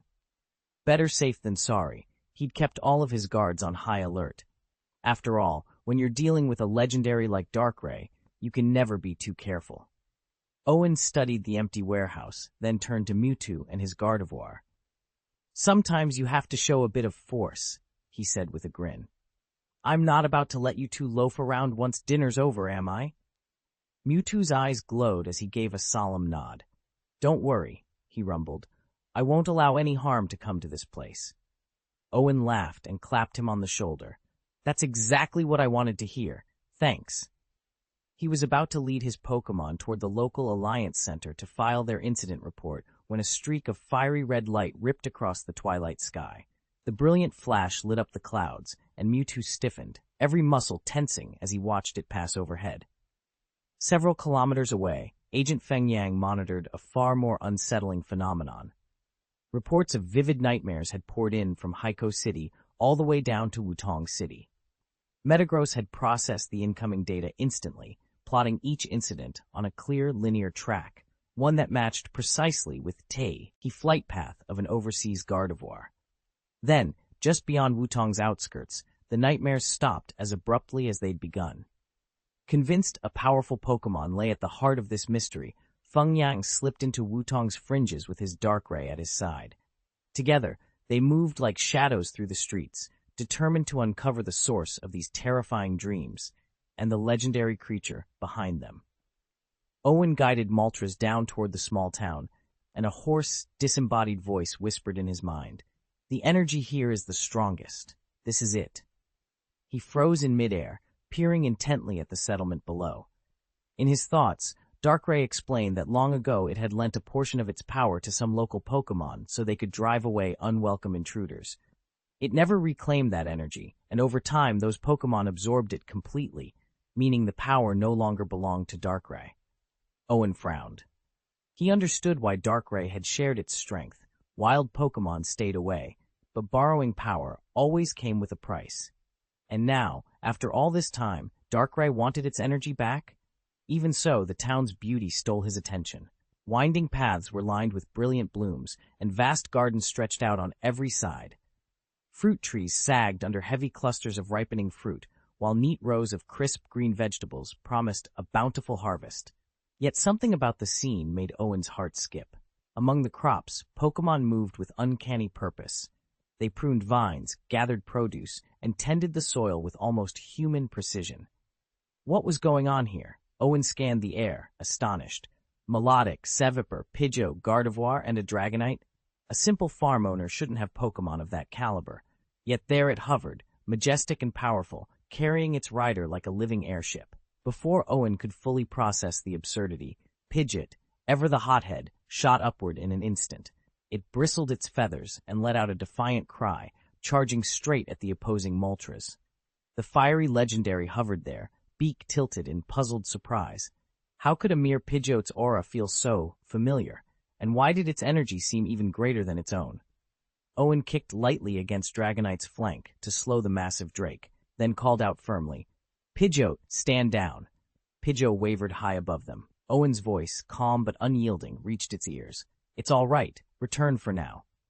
The bird of prey fluttered uncertainly, its sharp eyes still fixed on Moltres. Owen urged again, softer this time, "Go back, Pidgeot. I've got this." Reluctantly, Pidgeot checked its momentum. A moment later, it circled once and dropped gently to the ground, folding its wings and giving Owen a single respectful nod. The tension in the sky eased, at least for now, while Moltres hovered, still studying Pidgeot with curious, fiery eyes. Chapter 12. The Champion's Court. Owen's Moltres swooped down in a roaring blaze of scarlet and gold, talons flashing as it touched the ground beside him. Behind it, Darkrai emerged from the shadows, its form drifting like an inky wisp. Owen steadied himself and bowed respectfully to the man across the clearing. "Mr. Champion," he said, voice calm but firm. "Good afternoon." Feng Yang inclined his head in return, eyes narrowing as he assessed Owen's two Pokémon. Moltres, its wings still smoldering from the flight, and Darkrai, whose very presence sent a chill through the air. Owen gave a single nod. "I'd like to introduce you to my Moltres." He tapped a Pokeball at his hip. An aura of light projected the bird's battle profile in midair. Name Moltres. Gender male. Ability pressure. Ribbon gold. Level 89 IVs. HP 28. AK 31. SP. Def 1. F. Def 21. Speed 21. Moves. Gust, Leer Spark, Mystical Fire, Wing Attack, Agility, Flame Burst, Air Slash, Roost, Hurricane, Sky Attack, Fire Blast, Flamethrower, Overheat. Feng Yang raised an eyebrow at the impressive stats. Level 89, he rep. Eated, voice low. Your Moltres has matured well since our last encounter. And Darkrai? Owen's hand swept at the air, and Darkrai's silhouette flickered onto the projection next to Moltres. Name, Darkrai, gender male, ability Bad Dreams, ribbon, silver, level 90, IVs, HP 30, AC 24 SP, AC 30, Def 26, Def 29, Speed 28. Moves, Dark Void, Dream Eater, Sludge Bomb, Nasty Plot, Shadow Ball, Ominous Wind, Protect, Moonlight, Dark Pulse, Hypnosis, Focus Blast, Thunderbolt, Ice Beam Nightmare. Level 90, Feng Yang murmured, respect mingling with challenge in his eyes. You've certainly built a fearsome duo, Owen. A hush settled over the clearing as spectators realized they were witnessing the prelude to a true champions match. Moltres ruffled its fiery plumage. Darkrai's red eyes glowed against its ebony form. Owen exhaled. Shall we begin? Feng Yang gave a curt nod. Lead the way." With that, the two trainers took their marks, Owen with his blazing Moltres and shadowy Darkrai, and Champion Feng Yang with his own formidable team waiting on the sidelines. Fire and darkness stood poised to clash. The champion's court was ready for battle. Chapter 150. Owen's scanner flickered, locking onto a presence that didn't immediately reveal itself. The signal came from a Darkrai, lurking in the shadows. Owen crouched beside his Dragonite, eyes narrowed. "The readings say, Darkrai," he murmured, glancing at the display. "Genderless. Ability, Nightmare. Gold qualification. Individual values, HP 24, Attack 31, Special Attack 31, Defense 28, Special Defense 31, Speed 31. Level 93 to 97. Knows Immobilize, Lightning Flash, Hypnosis, Assault, Night Shadow, Shadow Clone, Black Mist, Dark Hole. Intimacy 0, Pleasure Value 0. Darkrai did not emerge, preferring the darkness. Owen tapped his Pokeball and then sighed with relief. Below level 100, Mewtwo and Gardevoir can handle it. From across the clearing, a youth rode in on a Moltres, wings ablaze. He reined in, eyes widening. Owen straightened atop his Dragonite. Beside him floated Gardevoir, its white gown rippling in a breeze only it could feel. At his other side hovered a pale pink humanoid Pokémon Owen hadn't yet identified, its aura cold and inscrutable, as though it considered all other life forms beneath contempt. The newcomer's mouth fell open. "Are you the plantation's owner?" Owen asked, voice steady. The youth, Feng Yang, stuttered. His gaze flicked from Dragonite's rippling muscles to the elegant Gardevoir, then to the alien pink figure whose glare seemed to promise oblivion. Finally, he met Owen's calm, unflinching stare. I am," he managed. Owen inclined his head once. "Then welcome. I suggest you call back your Moltres. There's no need for fire here." Feng Yang swallowed, pressing his hand to his Pokeball belt. His Moltres snapped its beak, uneasy at the unspoken power radiating from Owen's trio. Silently, the youth recalled it. Owen dismounted his Dragonite. The great dragon settled on one knee, nostrils flaring, ready for command. Gardevoir drifted lower, gentle light pooling at its feet. The pink Pokémon hovered motionless, its eyes shut, as if sizing up an opponent that didn't yet exist. Feng Yang swallowed again, forcing himself to speak.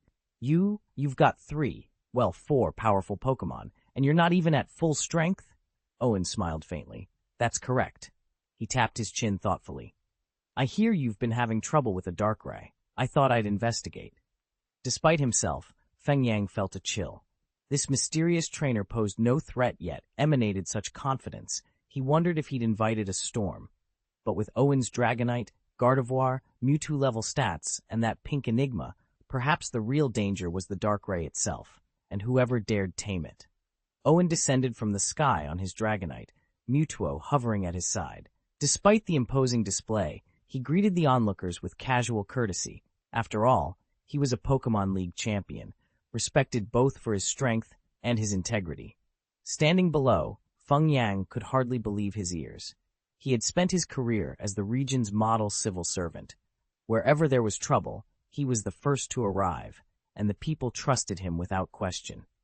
Yet even with that background, he'd never heard of a plantation owner who also held the champion title. "He's just some plantation owner?" Feng Yang murmured, disbelief etched on his face. He repeated the words under his breath, as if trying to convince himself. A chill ran through him. Something about that title didn't add up. Swallowing his surprise, Feng Yang stepped forward and bowed slightly. "Champion Owen," he began, voice steady, "I sent an official notice through the Pokémon League. Every household in Wutong City should have received it by now." "Excuse me, do you have any recent?" Before the question even finished, Owen cut in. "Yes, that energy gives humans and Pokémon alike terrible nightmares. I'm guessing that's why the champion came looking for me." Champion Feng Yang's brow furrowed. "Because the source of those nightmares is after me?" Owen didn't reply immediately. Instead, he glanced over Feng Yang's shoulder. There, nearly hidden in the dim forest light, stood a sleek, shadowy form, Darkrai. Even from a distance, its aura of nightmare energy pulsed quietly. Feng Yang stiffened, eyes narrowing. He studied Owen for a moment, suspicion flickering in his gaze. Then he turned back, voice low. "It's right behind me." "Won't it step forward?" Owen murmured to Feng Yang's retreating back. In that instant, Darkrai stilled in the darkness. The Pokémon had reckoned that its remaining power would be more than enough to thrive in the wild, but now, facing the human and his Gardevoir, it hesitated. Owen's partner, the Gardevoir, gently floated forward, its eyes half closed in concentration. Slowly, Darkrai stepped into the clearing. Moonlight glinted off its curved spikes and flowing mane, revealing the creature in full. Its form mirrored the memories both trainers carried, yet there was something diminished about it. Once, Darkrai had seemed godlike, terrifyingly strong, but tonight it looked more fragile, as if its power had withered with time. Gardevoir's lips curved in a thoughtful smile, and Owen met Feng Yang's gaze. The two stood united, ready to face the embodiment of nightmares together. Darkray's glowing red eye flicked from Gardevoir to Owen. "Did you help her draw my energy?" The nightmare Pokémon remembered this odd, two-toned Gardevoir. When she'd been a Ralts, he'd written her off as nothing more than a stray. Owen shrugged. "Her growth is her own doing. I only steered her in the right direction." Darkrai fell silent, the darkness around him rippling as he weighed Owen's words. Finally, he fixed his gaze on another newcomer. "And you? Who are you? I've never laid eyes on you before." Although Darkrai had wandered countless worlds, he'd never encountered a creature radiating such raw power. Mewtwo answered coolly, his psychic aura crackling through the air. "My name is none of your concern." Since the moment of his creation, Mewtwo had never tasted defeat. His unshakable pride glinted in his eyes as he stood ready to face whatever came next. Darkrai fell silent at that, its inky tendrils of shadow flickering with curiosity. After a long moment, it brushed aside its hesitation and fixed Gardevoir with a steady gaze. "It seems you've mastered my power rather quickly," it observed. Gardevoir shook its head, emerald eyes clear and unwavering. "Gardevoir." "No," it replied, then reached out with its telepathy to clarify. "Before I met my trainer, Owen, I did everything I could to avoid using your darkness. I never once sought to call it forth. Ever since it had been driven from its former home, Gardevoir regarded Darkray's gift as something alien and dangerous, only tapping into it when a situation left no other choice. And yet, despite wielding the curse's power, if only sparingly, it had not fallen prey to the nightmares that so often engulf those who embrace this darkness. Normally, prolonged exposure to a cursed Pokemon's energies seeps into the user's mind, breeding recurring horrors until even the strongest will shatters. But Gardevoir's mind remained untouched by fear. Darkray's crimson eyes widened in genuine surprise. It had always assumed that any Pokémon gifted with its nightmare energy would end up consumed by it, mind twisted, spirit broken. But here was clear proof that Owen's compassion and Gardevoir's own resolve had somehow shielded it from the curse's darkest effects. For the first time in ages, Darkrai felt a spark of intrigue. How could a human and his Pokémon bend the nature of a Dreamwrecker's power? And if they had found a way to tame the curse, what new possibilities might lie ahead for both of them? Owen cleared his throat and addressed Darkrai. "Look, this power has already been absorbed by my Gardevoir and integrated into her own strength. If you try to pull it back now, it will seriously harm her. Would you please leave it be? In return, I'm prepared to offer suitable compensation." Darkrai remained motionless and silent. Owen gave a curt nod, undeterred. "All right. If you refuse, I won't force Gardevoir to return it, though I'd rather avoid making this a fight." He'd led with courtesy, ready to back it up with action. Feng Yang, standing just out of earshot, watched the exchange with a growing sense of surreal detachment. The air around him seemed to waver, and through the haze a small Pidgey drifted quietly upward, coming to rest beside Moltres, as if nothing had happened. P.S. Thanks for the freebies. I know some of the others haven't received theirs yet, but I'm sure they'll arrive soon. Chapter 151. No, that Pidgeot just went down. Why is there another Pidgeot coming up now? Owen wondered. The commotion was still under control, but Feng Yang remained on edge around Darkrai. He worried that the two powerful Pokémon might clash. Both were well above champion rank, and any fight could spiral out of control.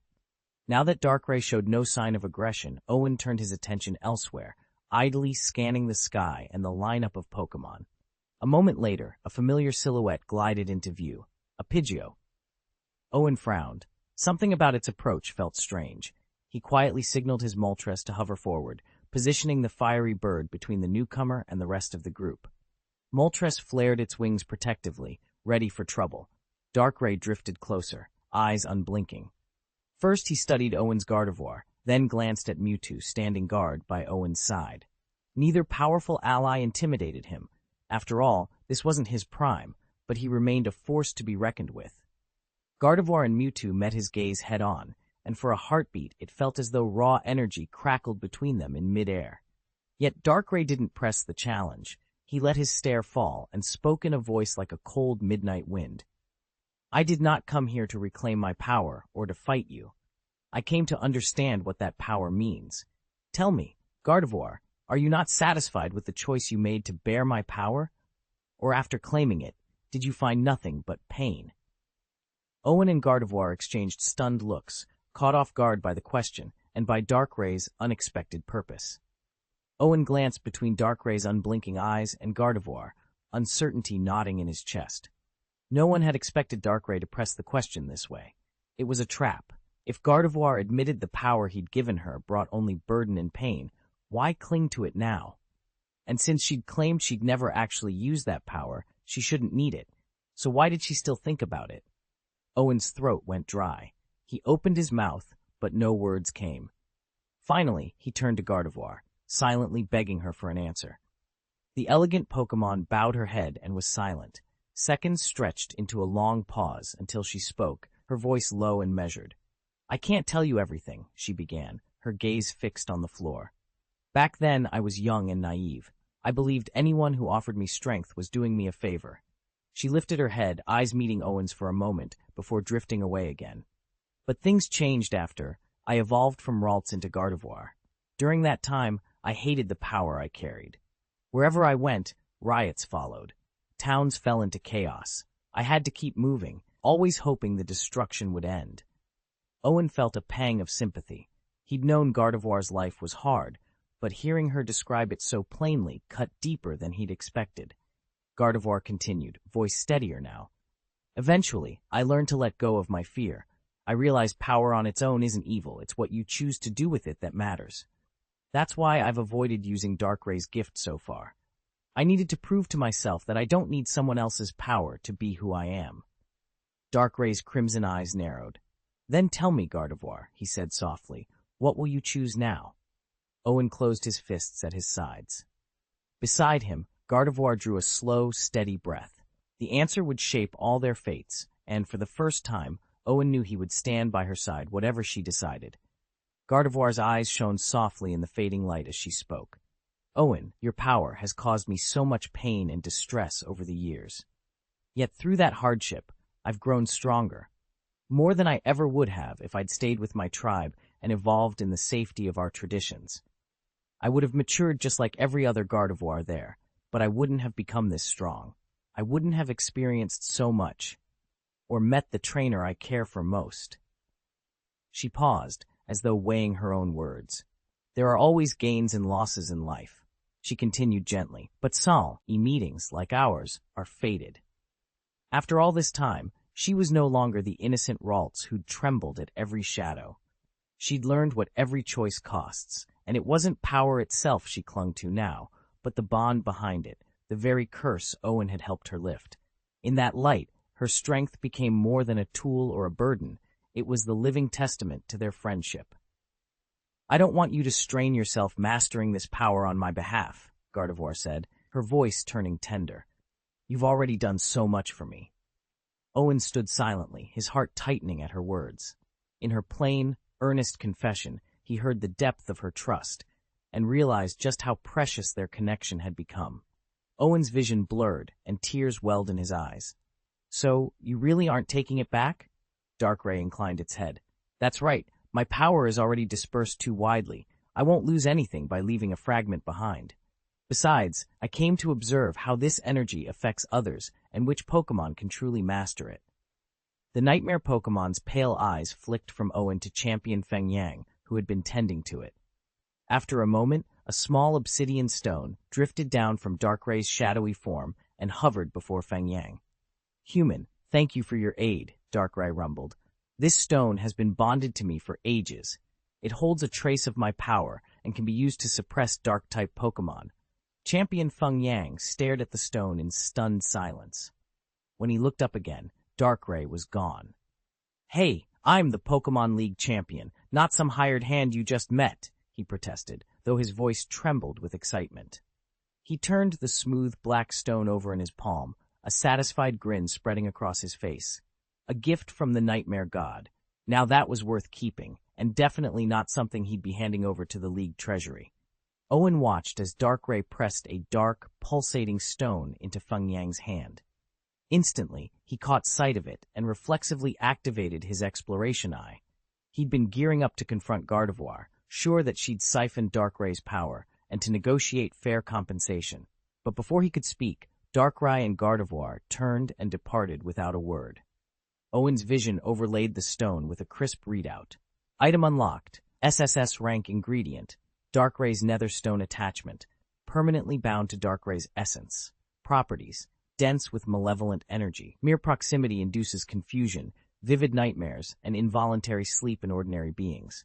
When steeped in water, the stone's energy gradually leaches out, infusing the liquid. Note, the resulting infusion can serve as an exotic seasoning.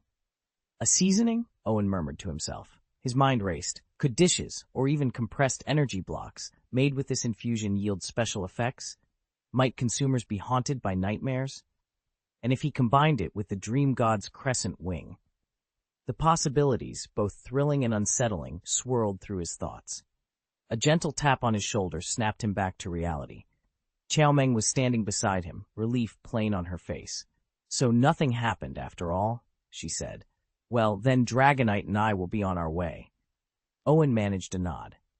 As they turned to leave, he tucked away the Netherstone's details for later investigation. It was far too intriguing to ignore. Owen exhaled a shaky breath as Dragonite finally released him at Mewtwo's psychic command. The great dragon paused in midair, unwilling to depart, casting Owen a longing look every few wing beats. When Mewtwo gave it a gentle nudge, Dragonite reluctantly let go, and then shot Owen hopeful glances as it rose, as if begging him for just one more moment. Owen couldn't help laughing. He shook his head and drew a small Poké-Ration orb from his pack, flicking it toward Mewtwo. The orb arced through the air until Mewtwo caught it effortlessly, its telekinesis compressing it to travel size in a heartbeat. "This should keep you fed for a good distance," Owen called after the whack. "And remember, be kind to Dragonite." Mewtwo blinked, then gave a crisp nod. "Understood." With that, Dragonite flashed a satisfied grin and fell into formation beside Mewtwo. Together they vanished beyond the clouds, leaving only the faintest trail in the sky. Owen watched until they disappeared, then turned to share the moment with Feng Yang, only to halt in surprise. Where the familiar peepee bird had fluttered at his side now hovered a tiny, pink feline, Mew. It drifted there, its big blue eyes fixed on Owen with unmistakable resentment, as if he'd abandoned it too. Owen cleared his throat and offered it a sheepish wave. "Don't worry, little guy. I'll make sure you're looked after too." Mew's pout softened into a hopeful chirp. Owen smiled, slung his bag over one shoulder, and headed back to camp, already dreading tomorrow's explanations, but ready for whatever came next. Chapter 152. "Hey, what are you doing?" Owen feigned surprise, leaning forward to get a better look. Mew stopped in midair, its large eyes narrowing. It let out a soft, "Meow?" An unspoken question. "You've already figured out who I really am, haven't you?" Owen froze for a heartbeat, then broke into a grin. He gave a simple nod. "I knew exactly who you were. Since you wanted to play games, I thought I'd join in." Mew's ears flattened, and it let out a tiny, indignant puff of air. For a moment, it looked ready to argue, but the hurt expression on its face softened into stubborn silence. With an impatient shake of its tail, it fluttered away toward Mewtwo, leaving Owen standing there, mouth agape. "You're leaving already?" he called after it, but the little Pokémon merely scoffed and sped off. Owen shook his head with a gentle smile. Of all creatures, even an ageless being like Mew could have its childish moments. Turning back, he realized Champion Feng Yang was staring at him in astonishment. "Was that Mew?" Owen nodded. Few people ever laid eyes on the legendary Pokémon, but as champion of the Eastern Alliance, Feng Yang recognized it instantly. "Unbelievable," Feng Yang muttered. "Truly a once-in-a-lifetime sight." Owen's lips curved into a thoughtful smile. Today's encounter had been brief, but it felt as if it had changed everything. Owen hovered a few feet off the ground, arms folded, as Feng Yang gaped at the tiny pink creature perched on the low branch before them. "They say Mew is the ancestor of all Pokémon," Feng Yang murmured, brow furrowed. "And yet the owner of this plantation, you're treating her like a nuisance? Owen, what kind of trainer are you?" Calmly, Owen nodded toward Mew, who regarded him with narrowed eyes. "Yes, she's supposed to be the progenitor of every Pokémon species," he admitted. "Right now, she's just in a foul mood." He gave a small, wry smile. "But our intimacy level hasn't dropped. It's still over 70. I'm not too worried." Feng Yang blinked. "Intimacy 70? You're bonded that strongly with a Mew? Owen, are you even a licensed breeder?" Owen reached into his jacket and produced a sleek holo card embossed with the Alliance seal. "Senior breeder, certified," he said, flipping it so the light caught the emblem. "This certificate and the breeding pavilion down below were my father's. Everything here is above board." For a moment, relief softened Feng Yang's features. Then, as he glanced back up, his eyes widened again. Owen floated on his own, no visible support, no telekinetic Pokémon aid. "Wait, you're not being levitated by Gardevoir or anything?" he stammered. Owen tilted his head, still perched serenely in midair. "No, this," he said quietly, "is me." Silence fell. A breeder with official papers, a roster of elite Pokémon, a legendary Mew in custody, and now a human who could defy gravity by sheer power. Feng Yang's mind raced with questions, but for the first time since arriving, he had no idea where to begin. Owen led Feng Yang's Moltres and his own Gardevoir down toward the tidy stone path. Feng Yang, still marveling inwardly that this could really be the famed plantation owner's estate, could barely believe his eyes. "Feng Yang, thank you for coming," Owen said, stepping to one side of the wrought iron gate. "Can I offer you a glass of water?" "Oh yes, please," Feng Yang replied with barely concealed excitement. Owen didn't press for conversation. He'd already decided to share a special video on his online channel tomorrow, footage of the champion visiting the neighboring breeding house. As Gardevoir hovered down to settle gently on the lawn, Feng Yang guided Moltres into a graceful landing and then tucked the fiery bird away. Before them stood the breeding house, a simple, time-worn building accessed by an old bluestone path. Despite the crisp autumn air, patches of emerald moss clung to the stones and bright blossoms peeked through at every turn. The entire place was immaculate, silent under the midday sun. Clearly, lunch hour hall, driven away all staff. Owen pushed open the heavy wooden door and led the way inside. At the reception desk, a young butler, neatly dressed and courteous, stood ready to greet them. Owen led Feng Yang into the shop's display area. A stern-faced butler stood by the counter, his perfectly groomed brows giving him an air of unflappable poise. On the right-hand shelves sat frost milk fairies and ice Vulpix figurines. Below them, frosted cakes and cream-filled pastries. In front, neatly arranged, were rows of energy cubes in every color of the rainbow. Feng Yang's first thought was how eclectic the merchandise was. His second was about the price tags. If those energy cubes truly delivered the advertised boost, they were a steal, but if they didn't, they were absurdly overpriced. He kept his questions to himself. Owen guided him into the cozy living room where they'd shared a meal earlier. Leaning in slightly, he offered, "Champion, would you like something to drink? We have fresh juice, milk, honey water, rice wine, or mead." Some juice, please," Feng Yang said. Owen opened the refrigerator and poured a glass of pale, lightly sparkling juice. Parched from the day's exertion, Feng Yang took it in one long gulp. Immediately, his eyes went wide. This juice?" he stammered. Owen smiled. "Yes, juice made from Pokémon fruits like sweet bamboo. It's said to be especially refreshing after a workout. Good, isn't it?" Owen blinked, caught off guard for a moment, then shook his head. "No, that's not what I meant." He sighed and ran a hand through his hair. Lately, he'd been more irritated than he cared to admit. At 33, or maybe 34, he still hadn't settled down. Ever since he won the championship, he'd been swamped with league duties and never had a spare minute for romance. He didn't mind being single, but his parents certainly did. When he was younger, their matchmaking hints were harmless. Now he was fielding 3 or even 6 phone calls a day from them, each one hawking another blind date. Weekends that could have been his alone were instead filled with awkward introductions and polite small talk. Their non-stop nagging made him want to pull his hair out. A few days ago, he'd run into an old rival and managed to blow off some steam in a good, honest scrap.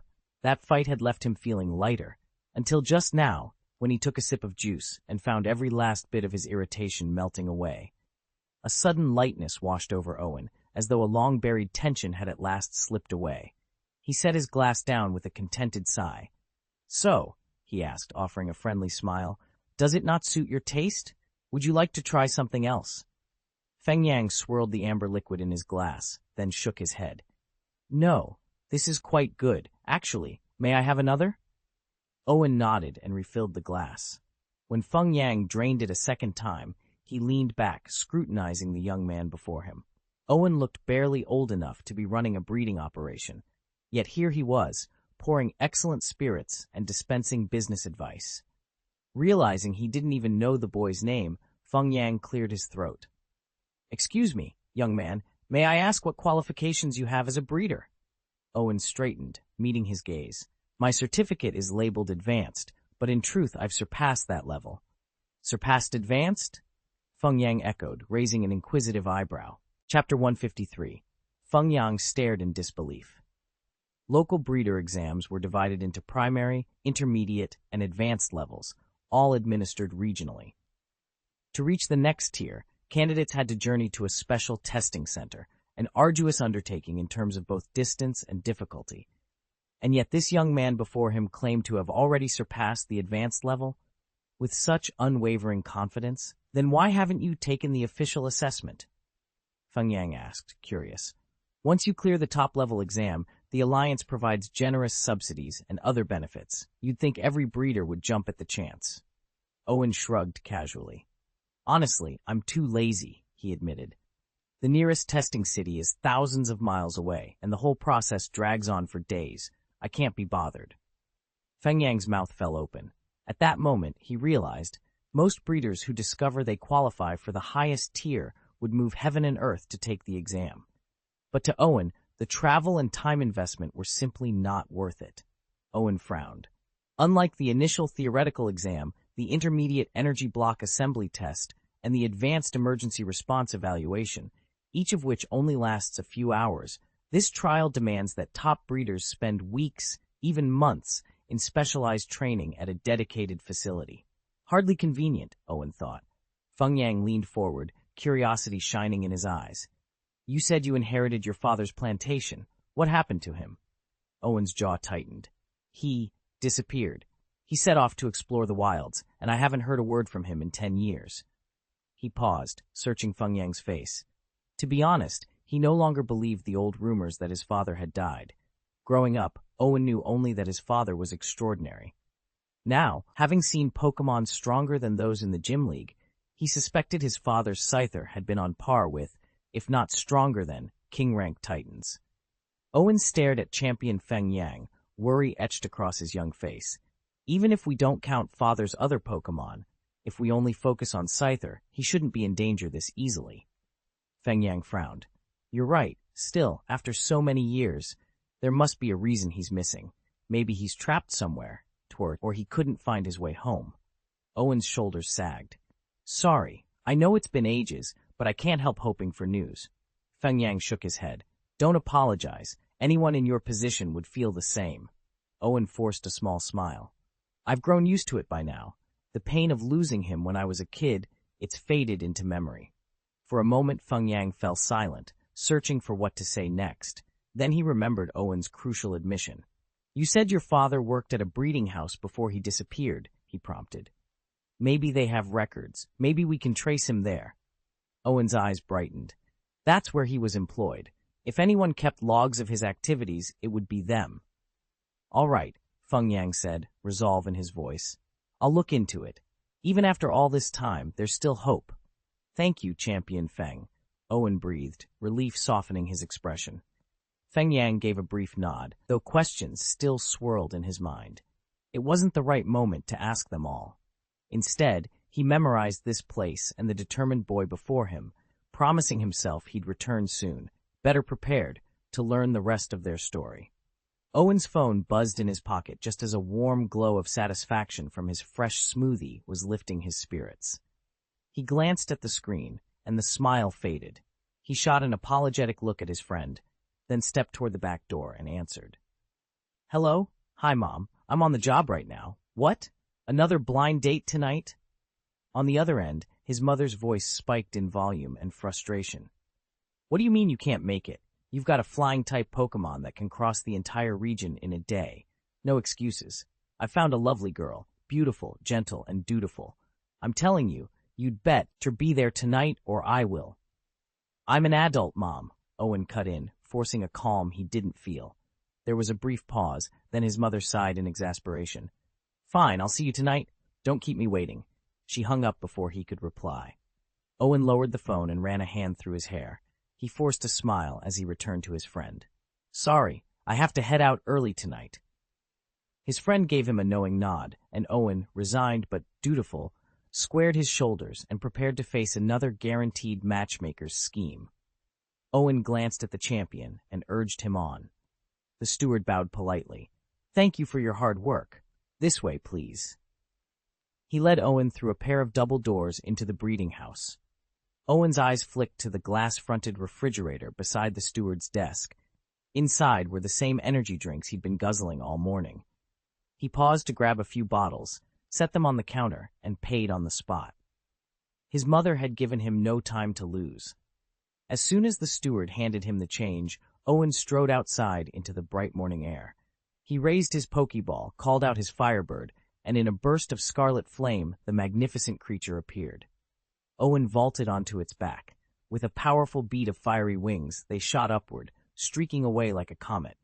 At that exact moment, Jiang Wu and Lu Huo, two high school friends, strode back into the breeding house in high spirits, fresh from their challenge.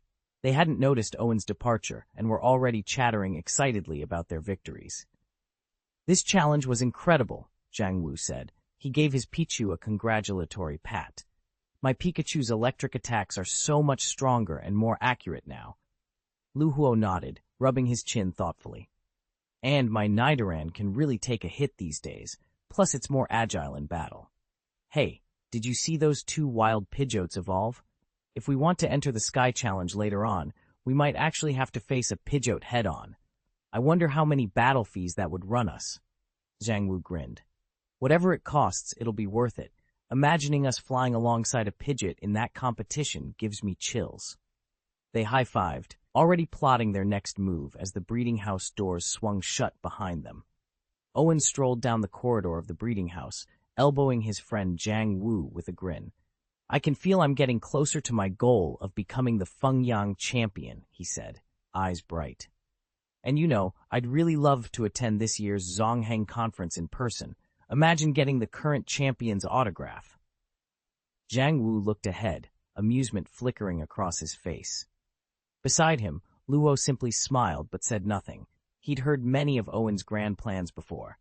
Then, without warning, a tall, striking figure appeared at the doorway to the training pens.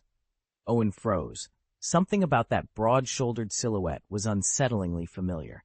Before any of them could speak, the stranger raised his hand, and from behind him burst a flaming bird whose wings spanned nearly 4 meters, feathers glowing like molten gold. Jiang Wu grabbed Owen by the arm and pointed. "Look's him! The champion!" Owen's heart leapt. The legendary Fengyang, draped in ember light, stood calm and confident as the phoenix-sized creature shook sparks from its wings. Then, with a powerful flap, the flaming bird lifted them both into the sky, vanishing in a blaze of fire and smoke. Owen watched, breathless, as the champion and his mount became a flicker against the dusk. His own dream felt closer than ever. Chapter 154. Owen watched his idol soar higher and higher into the sky. Just a little more. Then, in an instant, a blazing streak of fire split the clouds. Jiang Wu stood frozen, mouth agape, while Lu Huo beside him practically vibrated with excitement. Although Lu Huo wasn't as starstruck as Jiang Wu, he was still thrilled to see the champion show up in this remote town. But Lu Huo wasn't about to let his friends stand there in a daze. "Snap out of it," he hissed. "The champion just left the training house riding with Owen. They must know each other. Let's go ask right now." "Oh, right," Jiang Wu exclaimed. The two of them dashed toward the training house and shouted just as Owen was about to step inside. Brother Owen, Brother Owen. Owen turned, curious. Hey, you two, did your challenge go okay? Not exactly, they both blurted. We wanted to ask, was the trainer who flew off on that Moltres just now the champion himself? Owen's eyes flicked upward, following their eager faces. A small smile curved his lips as he realized what had captured their attention. Not the local gym or his own exploits, but the champion's grand entrance. And in this moment, even Owen couldn't help but feel a thrill at having witnessed it. Ever since I was a kid, I'd been completely starstruck by the live broadcasts of the Zongheng conference. Back then, I'd freeze up in front of the TV, speechless with excitement at the very thought of time travel and legendary trainers. But over the years, that awe faded. Seeing Champion Feng Yang harried by fans to settle down didn't thrill me the way it used to. After all, we're all just people, even if our paths in life are wildly different. Yes, it was Champion Feng Yang, I admitted to Jiang Wu. He came to investigate the nightmares plaguing Haikou City, and he wanted to talk to me afterward. Jiang Wu's face fell. So that means once he's done here, he won't come back? I shrugged. Honestly, I don't know. He might. As he departed, he even had my Rotom snap a few photos of him for the press. It made perfect sense. Feng Yang's public image hinges on his easygoing charm and the honorific model worker. Wherever he goes, you'll find him sitting down to a meal, not smiling at his fans. That kind of relatable heroism keeps people believing in him, no matter how many times you've seen him live.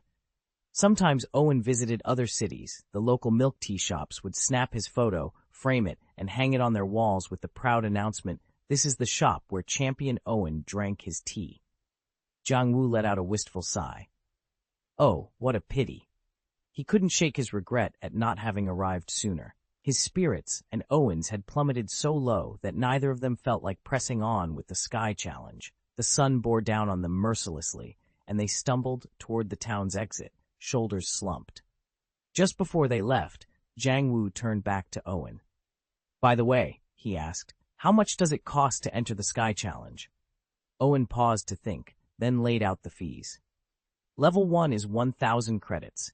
Level 2 jumps to 2,000, Level 3 to 4,000, and it doubles with each subsequent level. It sounds steep, but once you're in, you get a full 2-hour training window. Whether you start first thing in the morning or later in the afternoon, your session lasts 2 hours, or until you beat that level, whichever comes first. He went on. One more thing. Any given Pokémon can only attempt the same level once. If it fails, it has to rest for 3 days before trying that level again.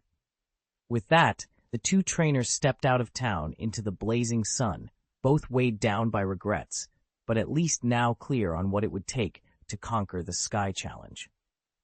Owen watched the two junior trainers stride away, then turned back to the gym's chalkboard and tapped at the list of proposals. Here's the problem, he told the empty room.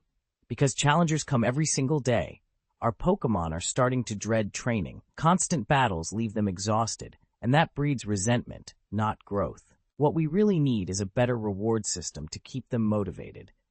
But there's no rush to roll it out until someone actually beats the gym. If you two think this idea has merit, help me spread the word, and I'll design more challenges once we've got feedback. The trainers nodded once, saluted, and headed down the corridor. Owen let out a long, quiet breath.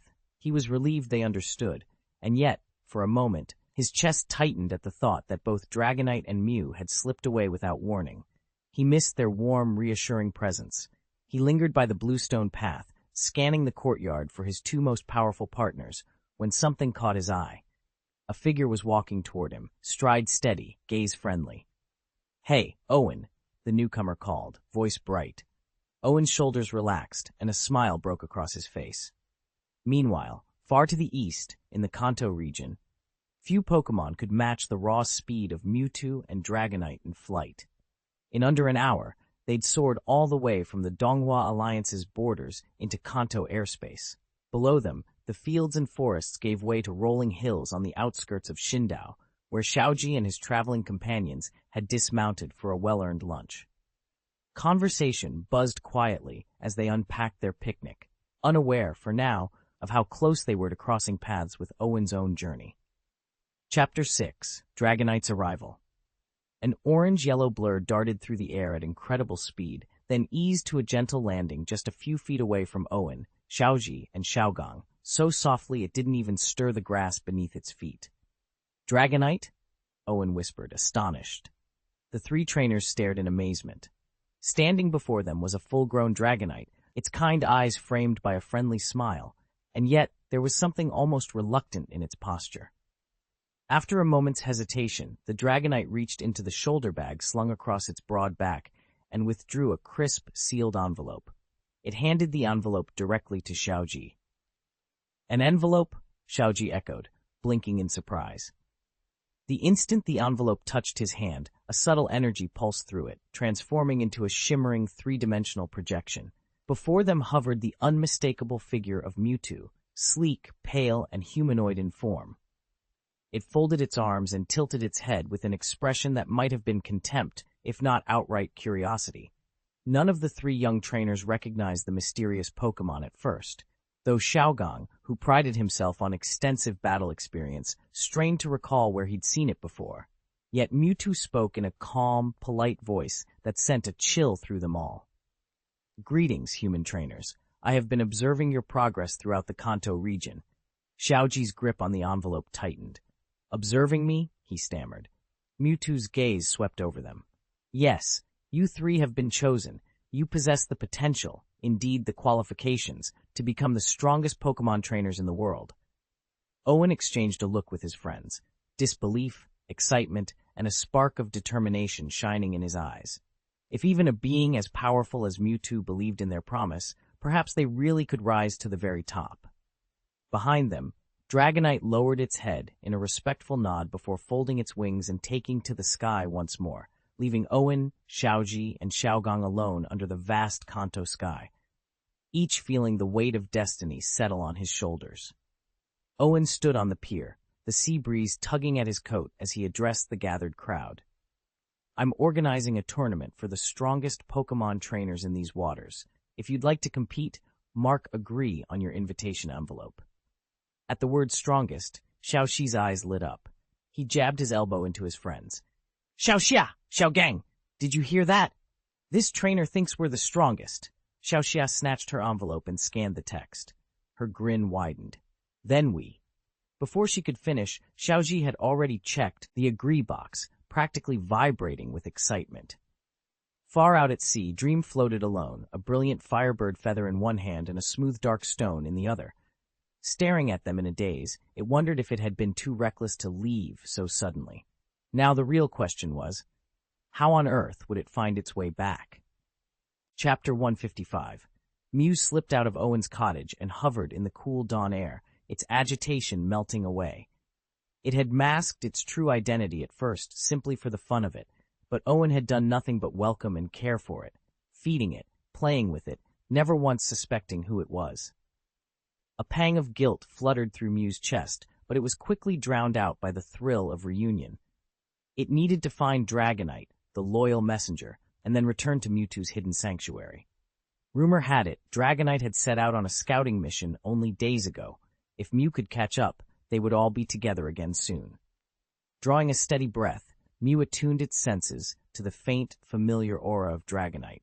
It streaked across forest and fjord, leaving white-capped waves behind, until at last a solitary island appeared on the horizon.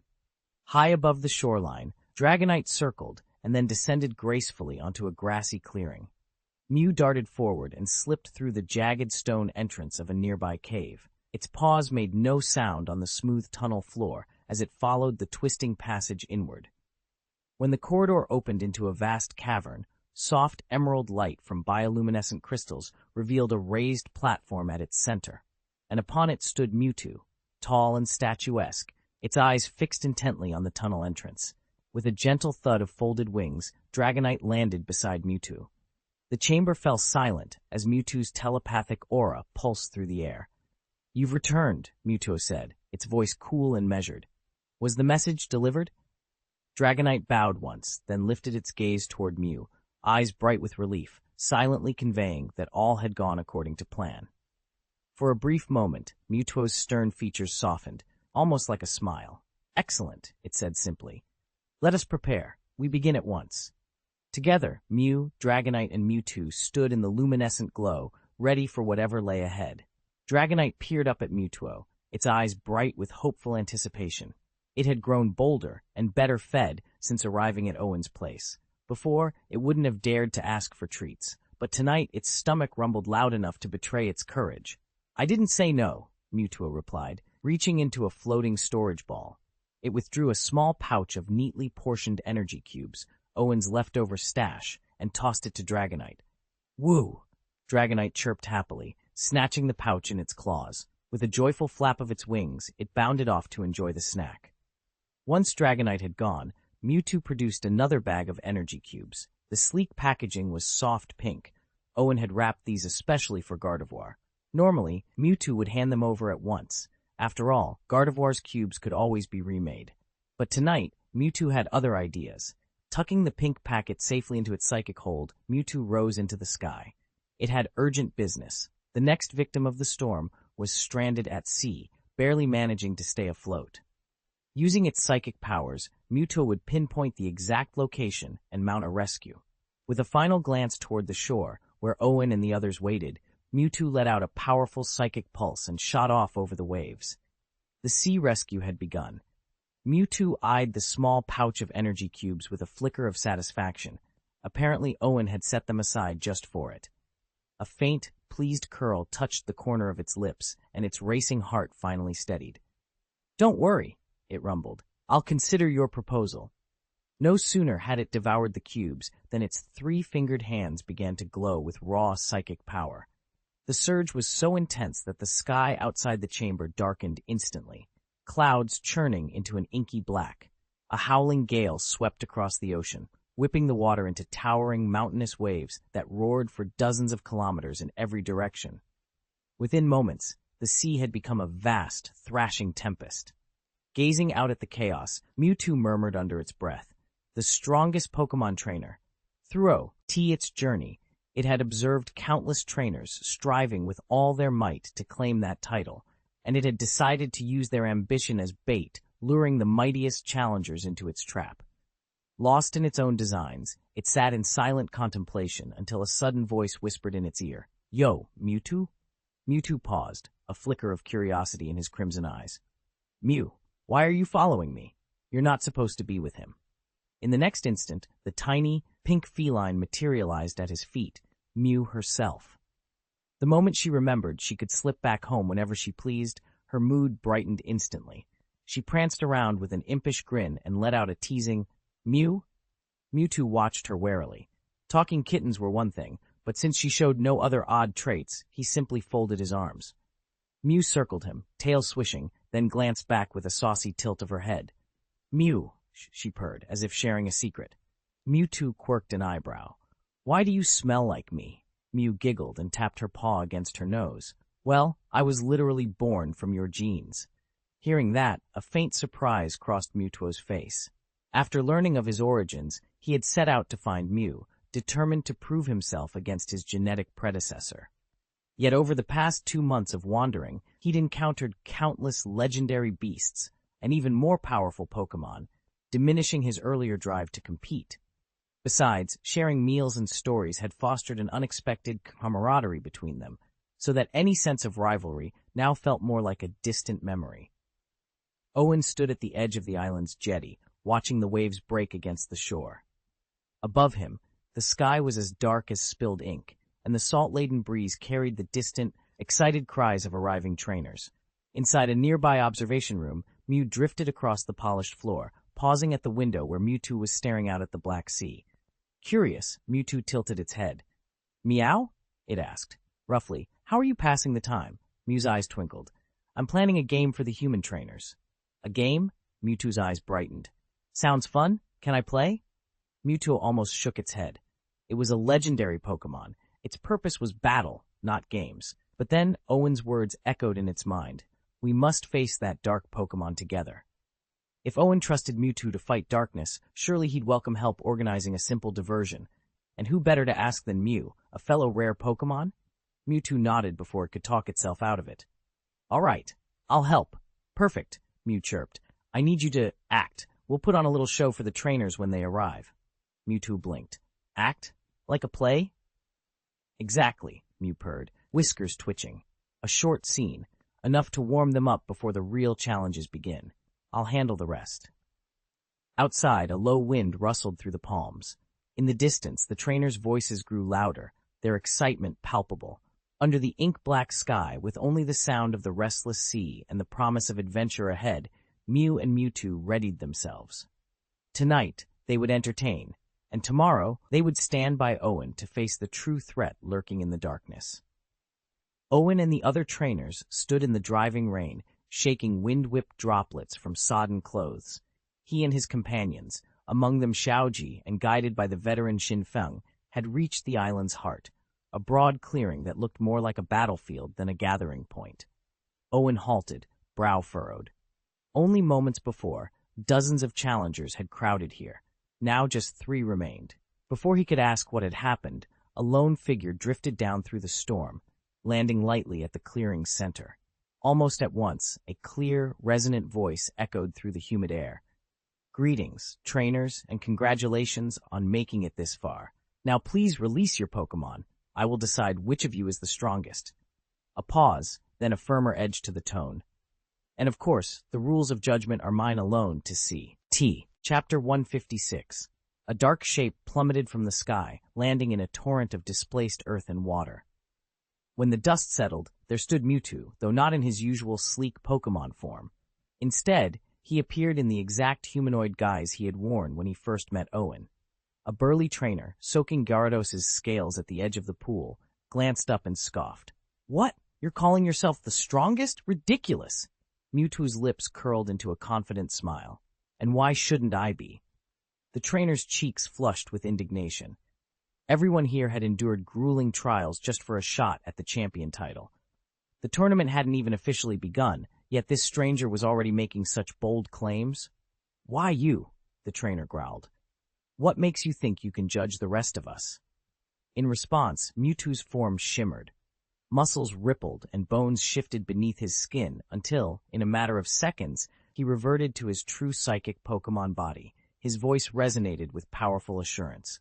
Why? Because I'm the strongest, both a Pokémon and a trainer. He lifted one gloved hand. Release your Pokémon. Let's see which one among you can stand against me. His eyes glittered with unshakable self-belief. Legend spoke of unbeatable creatures, but none had ever bested Mewtwo. Now, with challengers gathered around, he awaited their response, fully convinced that no one here could match his power. Hey!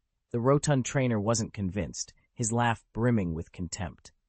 All right, let's see what you've really got. With that challenge issued, he called out every one of his Pokémon. The 2 trainers beside him wasted no time too, releasing their teams at once. In a flash, final stage Pokémon, Gyarados, Ninetales, Charizard, Blastoise, Bulbasaur, and Golduck lined up before Mewtwo, their eyes reflecting the fierce determination of their trainers. But a single effortless wave of Mewtwo's hand changed everything.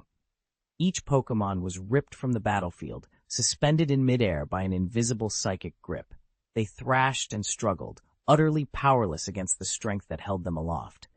The 3 trainers on the beach could only stare, mouths agape. This Pokémon possessed such overwhelming power? Mewtwo lowered his arm and let the captured combatants hover quietly around him. Then he turned to face the 6 challengers who had journeyed across the sea. Now, he began, his voice calm but absolute, I will explain the rules of this contest. You seek the title of the world's strongest trainer, which means you must defeat me in battle. Should you succeed, the title and a special reward will be yours. But fail. He paused, letting the weight of those words hang in the air. And you will leave empty-handed. Mewtwo's voice rang out, eerily calm. If you fail this challenge, you will die here. Pokémon, fight for your trainers. There was no flourish in his tone, just the cold finality of a death sentence. Originally, his rules had been far harsher. Only now had he softened them, sparing faint hope in deference to life. He raised a single hand and tapped the air. In an instant, the empty chamber around them rippled and reformed into a proper battlefield, its lines and boundaries materializing beneath their feet. A heavy-set trainer stepped forward, scowling. "What a joke," he sneered. "Compete for the title of strongest trainer? No thanks, I'm out of here." He threw a Pokeball at his side. "Gyarados, let's go." Fear flickered in his eyes as he turned toward the open doorway, but it slammed shut before his shoulder hit the frame. He shoved and yanked at the sealed gate, panic rising in his throat. It wouldn't budge. Owen clenched his fists. "Gyarados, use Hyper Beam." Gyarados opened its cavernous maw wider still, drawing crackling energy into a searing beam and unleashing it at the massive door. To Owen's shock, the Hyper Beam dissipated harmlessly against an invisible barrier. No crack, no dent, not even a ripple. A cool, detached voice echoed in Owen's mind. "I neglected to mention that He surrounded this arena with an impenetrable shield. You won't be going anywhere until you finish my challenge." Mewtwo's words whispered at his ear. "Since you're so eager, you'll be my first challenger." In a blur of psychic power, Mewtwo seized control of the pudgy trainer, foolish enough to step forward, hurling him to one side of the battlefield, and materialized on the opposite end. "Your choices are simple," Mewtwo intoned. "Defeat me, or die. All you need to do is beat my Pokémon." With that, Mewtwo tossed a Pokeball onto the dusty ground. It burst open to reveal a massive, scarred Tyrannosaurus. Jagged gouges crisscrossed its hide, the deepest slashing across its face from jaw to eye, a wound far more gruesome than the one Owen had seen back in Wutong Town. Owen took a steadying breath. This was a battle on a whole new level. Mewtwo had rescued the wounded Tyrannosaurus from Team Rocket's secret lab in Sycamore Town. The massive beast had been hooked up to tubes and sensors, its body emaciated and broken, and its hatred of humans had only grown. Though Tyrannosaurus's power rivaled Mewtwo's own, Mewtwo had kept it under psychic restraint, choosing to spare it from rampaging. He'd intended to set it free at once, but upon arriving in Sycamore Town, he decided to wait for just the right moment. Now that moment had come. Mewtwo's voice resonated in the dino's mind. "Tyrannosaurus, defeat every Pokémon they send at you, and I will grant you your freedom." With a guttural roar, the scarred behemoth's blood-red wings flickered to life like razor blades. A portly Team Rocket grunt, taken aback, fumbled for his Pokeball. "Go, Gyarados!" But before he could finish his command, Tyrannosaurus was upon the sea serpent. In one blinding instant, it clamped its jaws around Gyarados's neck, hoisted the 10-meter-long Leviathan into the air, then smashed it down with earth-shattering force. Owen, standing at the edge of the clearing, felt the ground tremble beneath his feet and instinctively covered his mouth, unable to tear his eyes away from the carnage. Dust and smoke spiraled skyward. When the haze finally began to clear, Owen and every other trainer present could only stare in stunned silence at the shattered remains of Gyarados, crumpled at Tyrannosaurus's feet. The message was unmistakable. Mewtwo's new ally would not be denied. Owen's breath caught as the colossal Tyrannosaurus slammed its full weight onto Gyarados. The great sea serpent, stripped of any fighting spirit, thrashed feebly before going limp, its jaws still clamped shut in a last act of defiance. In just 2 brutal blows, this mighty Gyarados had been utterly overpowered and grievously wounded.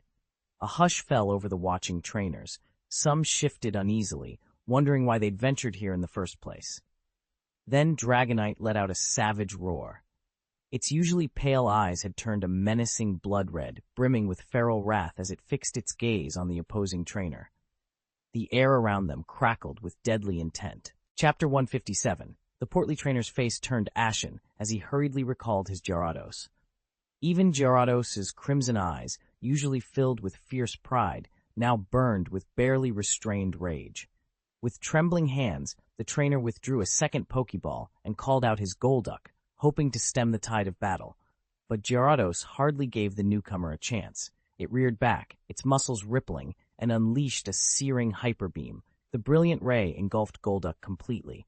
When the light faded, Golduck lay motionless on the ground, its feathers singed yellow and its chest still. "Gyarados!" the trainer cried, veins bulging as he staggered forward. He wanted to check on his Pokémon, to do anything, but Mewtwo's telekinetic grip held him frozen in mid-step. Every muscle locked, he could only watch in terror. Desperately, he recalled Golduck into its Pokeball, whispering a prayer that the healing energy inside would stabilize it. Behind him, Gyarados coiled like a titanic serpent, eyes fixed on its trainer, demanding the next challenge. Across the battlefield, Owen stood unmoved. The gym spectators fell silent, awed by the raw power on display, and by the knowledge that only one more move stood between Owen and victory. The portly trainer's heart pounded as he realized the truth. This Tyrannosaurus bore a fierce hatred for humans. No matter which of his Pokémon he sent out next, it would be struck down instantly. His two strongest Pokémon had already shown they couldn't withstand such power, and the weaker ones waiting behind them would stand no chance. In short, any reserve he called up would die. High above, the humanoid Pokémon hovered, its gaze cool and dismissive, almost as if it were looking at ants. The trainer knew that if all his Pokémon failed against this beast, he'd be finished here and now. Yet there was nothing he could do. None of his remaining team could survive a direct hit from that Tyrannosaurus. He'd come here vying for the title of the world's strongest Pokémon trainer, but he'd never imagined he'd end up in a hopeless battle like this. Fear and fury churned inside him just as the figure overhead finally spoke. "What about the rest of your team?" it asked. "Or won't you let them battle?" The rotund trainer's face went pale. He staggered back and dropped to his knees, voice trembling. "I can't win. It's impossible." He lifted his eyes to Mewtwo, despair turning them a steely gray. "I yield. Please, release my Pokémon." Mewtwo arched a brow in mild surprise. "You're certain? In that case, I'll take your life too." The trainer said nothing. With a flick of its right hand, Mewtwo lifted him high into the air.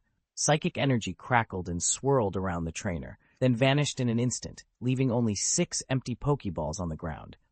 No trace of the man remained. The remaining challengers pressed against the arena's edge, their hopes crushed. Mewtwo looked down at them coolly. "Who's next?" Silence fell. They dared not move, glancing up at the hulking Tyranitar overhead and then at Mewtwo, paralyzed by the primal fear of death. Mewtwo allowed himself a small, satisfied smile. Fear was the deepest instinct of any living creature. Tyranitar's massive form swept its gaze over the group, then zeroed in on the girl clutching Togepi. Mewtwo's voice rang out, cold and commanding. "Nobody speaks up? Fine, you step forward." Trembling, Xiaoxia felt panic surge through her. Her legs buckled, and she was about to collapse, when strong arms caught her. Owen steadied her, setting her gently on her feet. "Let me handle this," Owen said quietly, eyes locked on Tyranitar. Behind him, Xiaogang's expression flared with determination. Fear of Tyranitar's power didn't cross his mind. He squared his shoulders and called out, "If we can beat your Tyranitar, you'll let us go?" Mewtwo's reply was a frosty nod. "Of course."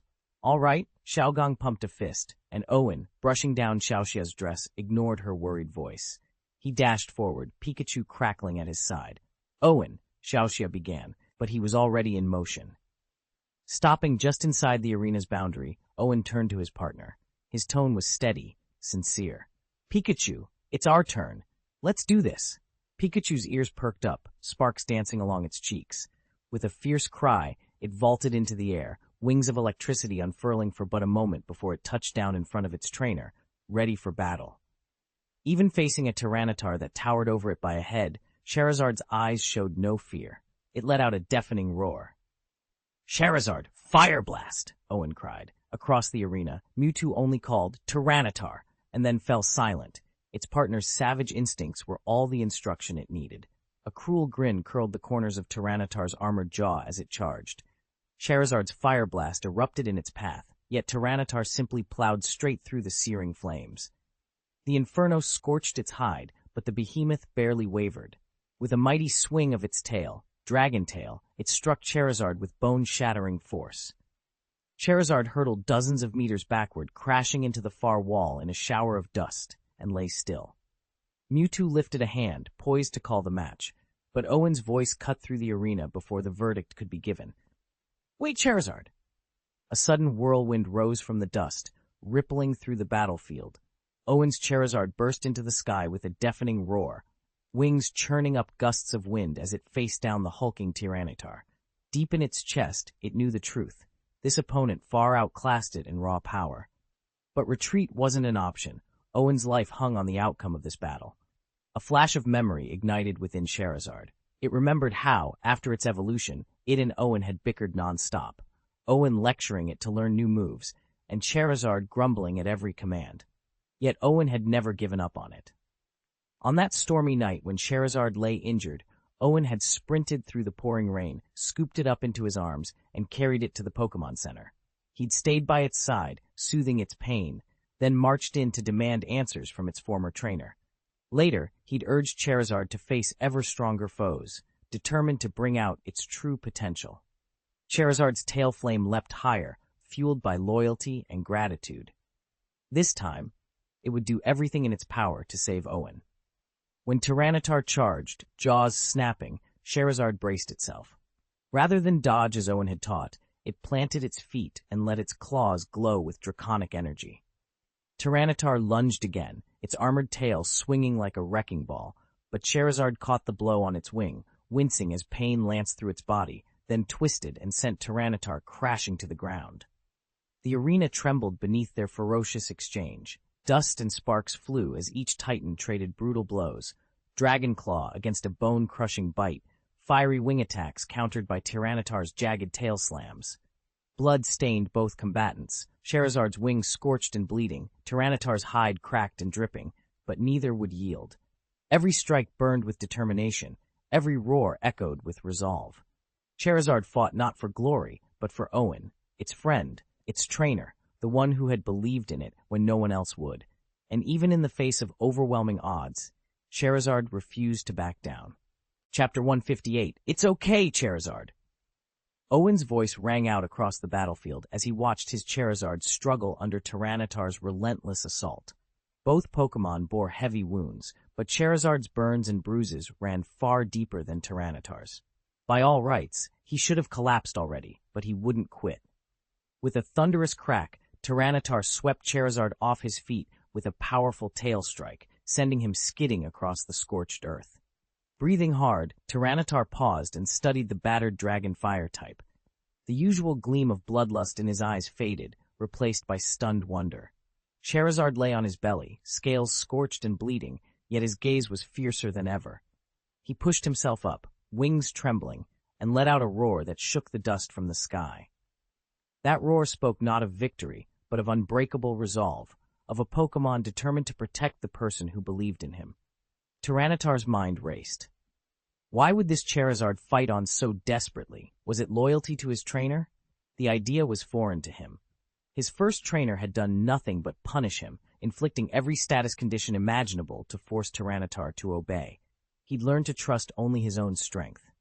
Now, facing Charizard's unwavering courage, Tyranitar felt a strange new emotion stir in his chest.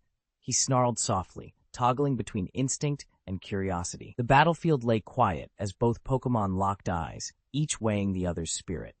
In Charizard's defiance, Tyranitar glimpsed something he'd never known, the true bond between a trainer and Pokémon.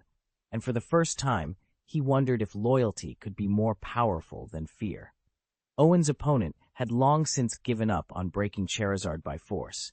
After realizing physical attacks alone wouldn't crush its spirit, he turned the poor dragon into a lab subject, drawing its blood every day and keeping it in a constant state of starvation, sustained only by nutrient solution.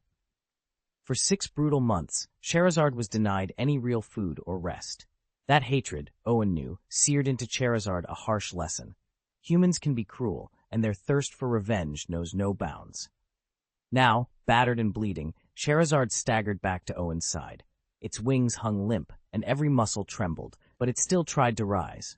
Owen knelt beside it, his heart aching. Gently, he held Charizard down. "Rest, buddy. I've got this from here." Charizard turned its snout away in silent protest, gathering every last shred of strength to stand. But its body, racked by old injuries and fresh wounds, gave out. With a heavy thunk, it collapsed. Owen exhaled, relief and sorrow twisting together in his chest. He glanced up at Pikachu, whose cheeks were already crackling with electricity. "Pikachu," Owen said softly, "it's your turn." "Pika! Pika!" Pikachu's voice rang clear with determination. It had watched Charizard's heroic struggle against Tyranitar and knew how urgent this moment was. Owen met its fierce gaze. "We have to win this. We will win this." Pikachu leapt from Owen's shoulder, sparks flying from its tail as it braced to face the towering Tyranitar. The battlefield fell silent for a heartbeat, then roared back to life as Pikachu raced forward, ready to turn the tide. Owen's heart pounded as he faced the towering Tyranitar. Against its massive, blood-red wings and jagged armor, his Pikachu looked almost fragile.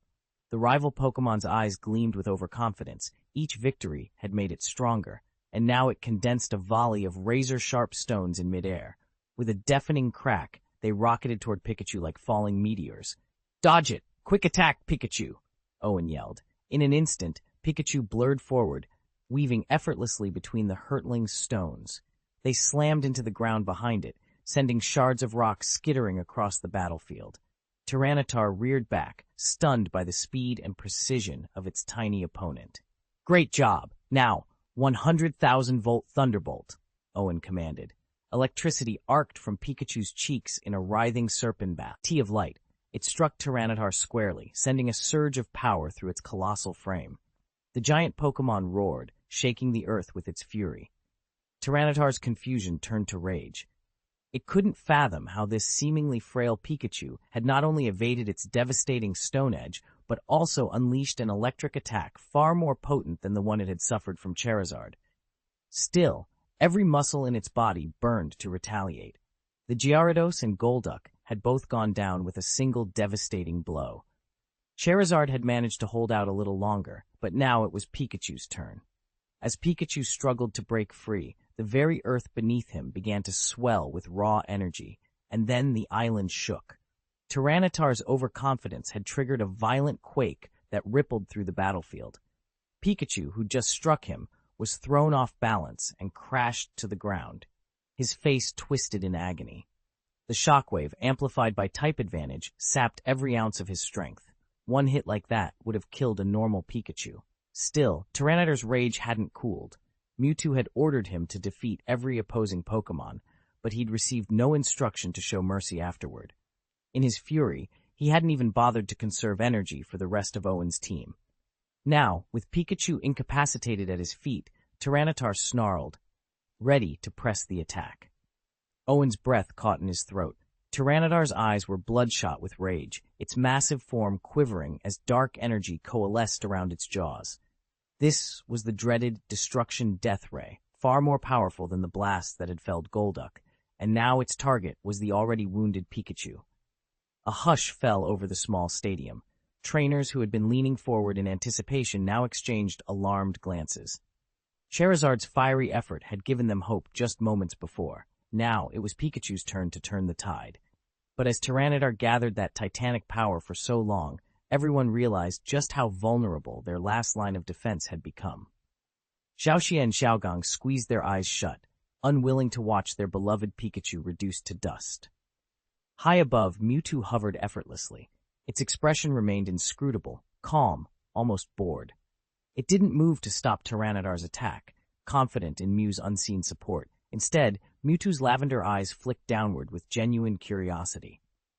How could a Pikachu possibly wound a beast as overwhelmingly stronger as Tyranitar? As the energy in Tyranitar's throat swelled to a deafening pitch, Mewtwo raised an elegant eyebrow, surprise, and perhaps a trace of respect, shimmering in its gaze. Then, in a single devastating moment, the Destruction Death Ray streaked toward Pikachu, and the arena held its breath. Owen surged forward across the shattered battlefield, heart-pounding. The ground still quivered from Mewtwo's earthquake, and jagged fissures split the arena open, but he didn't hesitate. He had to reach Pikachu. Above them, Mewtwo's eyes gleamed as it prepared to unleash its ultimate attack, the Destructive Beam. A tunnel of pale energy coalesced at its fingertip, ready to obliterate anything in its path. Yet Owen pressed on, every step fueled by a fierce, unbreakable bond. With a roar, Owen swept up Pikachu's limp form and threw himself before the impending blast. The golden light engulfed him, and with an agonized cry, Mewtwo unleashed its power. Then, as abruptly as it had begun, the radiance vanished, and so did Owen. Dust and debris drifted through the air. The beam had struck empty space, leaving nothing but Pikachu trembling on the scorched ground. The little Pokémon stared in disbelief at the empty spot where Owen had shielded him. Tears streamed down its cheeks, and a tide of sorrow swelled within its chest, echoing through the ruined hall like a mournful song. Pikachu reached out, desperate to grasp Owen's hand, but encountered only air.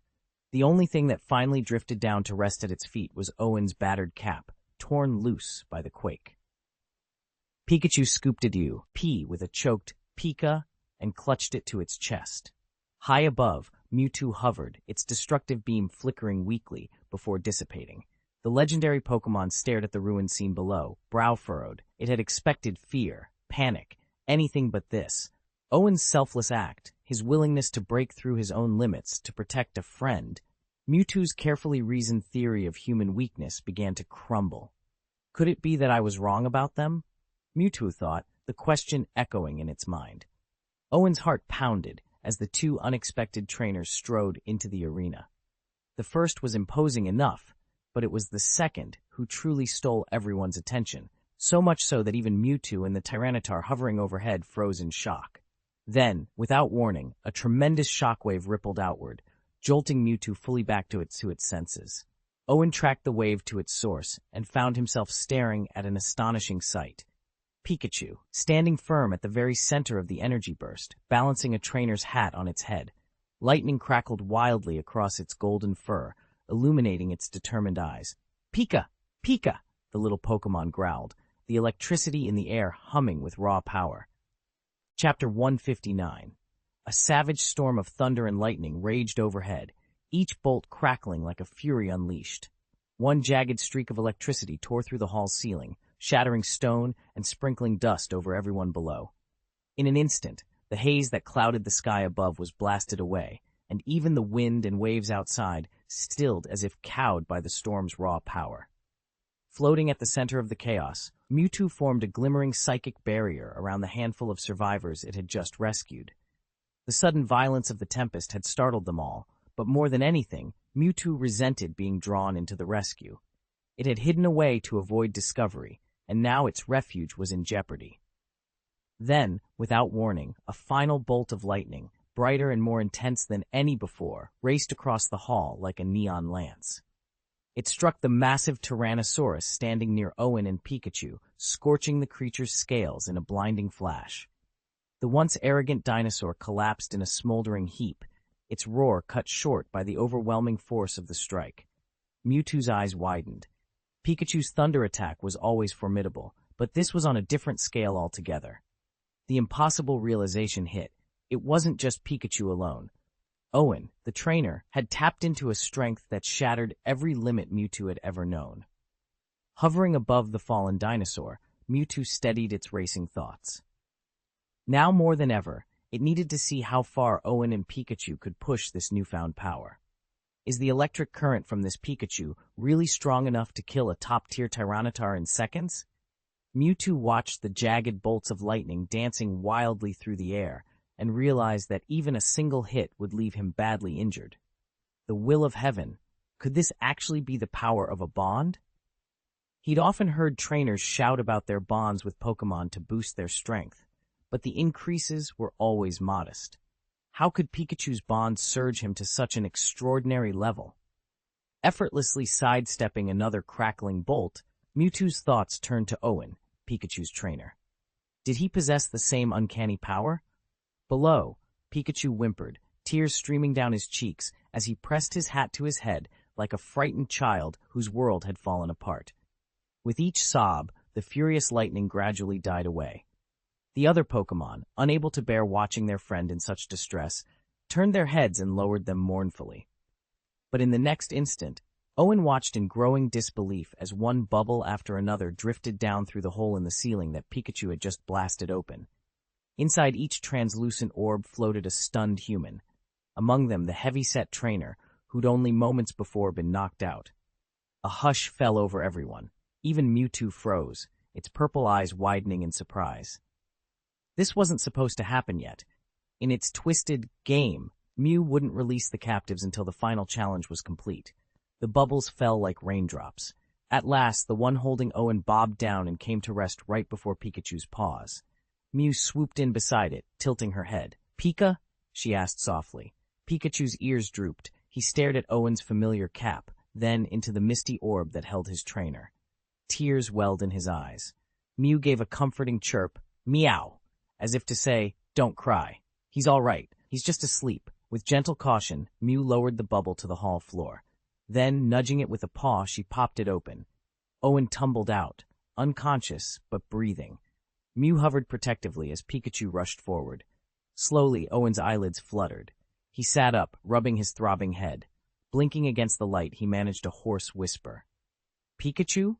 At the sound of his voice, Pikachu threw himself into Owen's arms, crying with relief.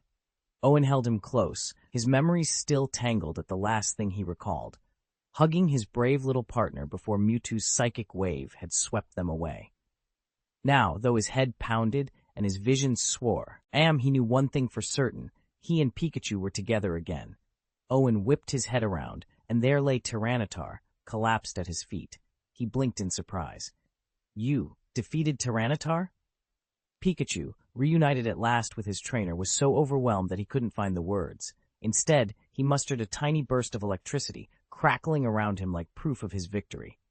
Owen yelped as the shock tingled through him. "Oh, okay, I believe you." At Owen's reaction, Pikachu's tears finally dried up.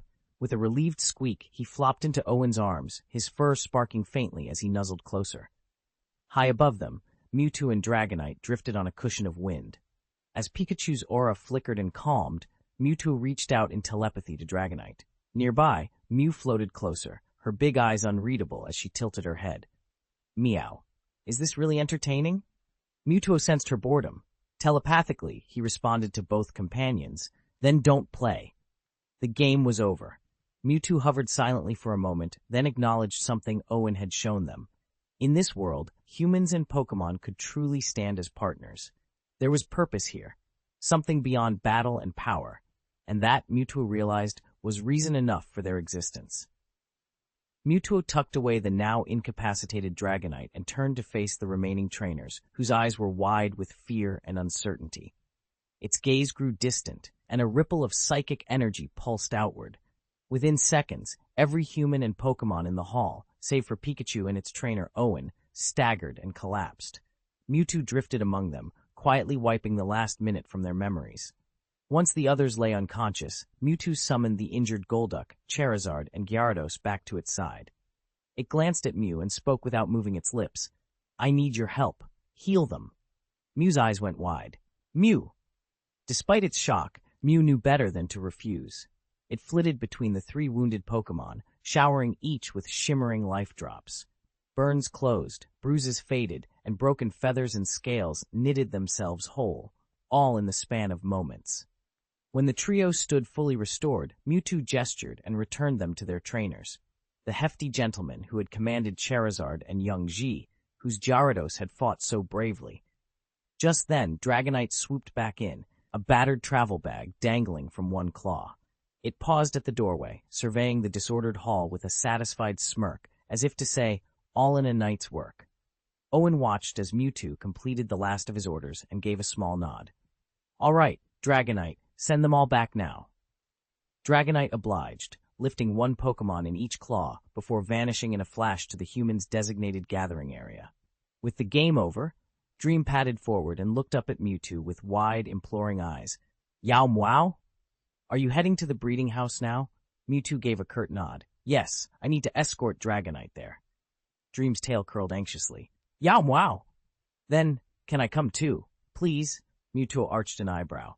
"You're free to go on your own if you like. Why must I bring you?" He studied Dream carefully. Owen clearly cared for this shy creature. Otherwise, he would never have played along with Dream's secret or let the little one pester him so unabashedly. His willingness to indulge that harmless game of hide-and-seek spoke louder than words. Owen had accepted Dream completely. But Dream didn't argue. He dropped his head, his ears flattening against his skull. He couldn't quite explain it, but he felt as if he'd disappointed Owen somehow. Chapter 160. The late afternoon sun cast long shadows down Bluestone Road in Wutong Town, heart of the Donghua Alliance. From the end of the cobblestone path, a familiar figure appeared, Fang Yuji. He paused for a moment, taking in the steady stream of people moving in and out of Owen's breeding station. With a grin, he called out, "Owen? I never realized your place would be so busy." Owen pressed his palm to his forehead, more amused than annoyed. He'd certainly noticed the traffic, but he wasn't in the mood for chit-chat. "Enough small talk," he said. "Are you here to pick up the Eevee?" Fang's eyes lit up. "Yes." "Great." Owen shook his head, a tinge of exasperation in his voice. I want that Eevee, and the 2 little ones that ran off with her. Remember I told you 2 days ago not to sell them? Fang blinked. Right, I haven't sold them yet, but 3 Eevees? You really want to raise all 3? Who said I couldn't? Owen stepped aside and motioned Fang inside the breeding hall. Fang followed him in, his jaw dropping as he surveyed the pens. A crystalline Glaceon lounged on a bed of frost. Frostmilks trailed ice mist across the floor, and an inscrutable Ayakashi stood in the shadows, her eyes glowing like embers. None of these Pokémon looked like ones you'd catch on a casual journey. What are these? Fang whispered, awed. Owen cracked a small smile. Just a few of my favorites. Now, about those Eevees. Owen shook his head.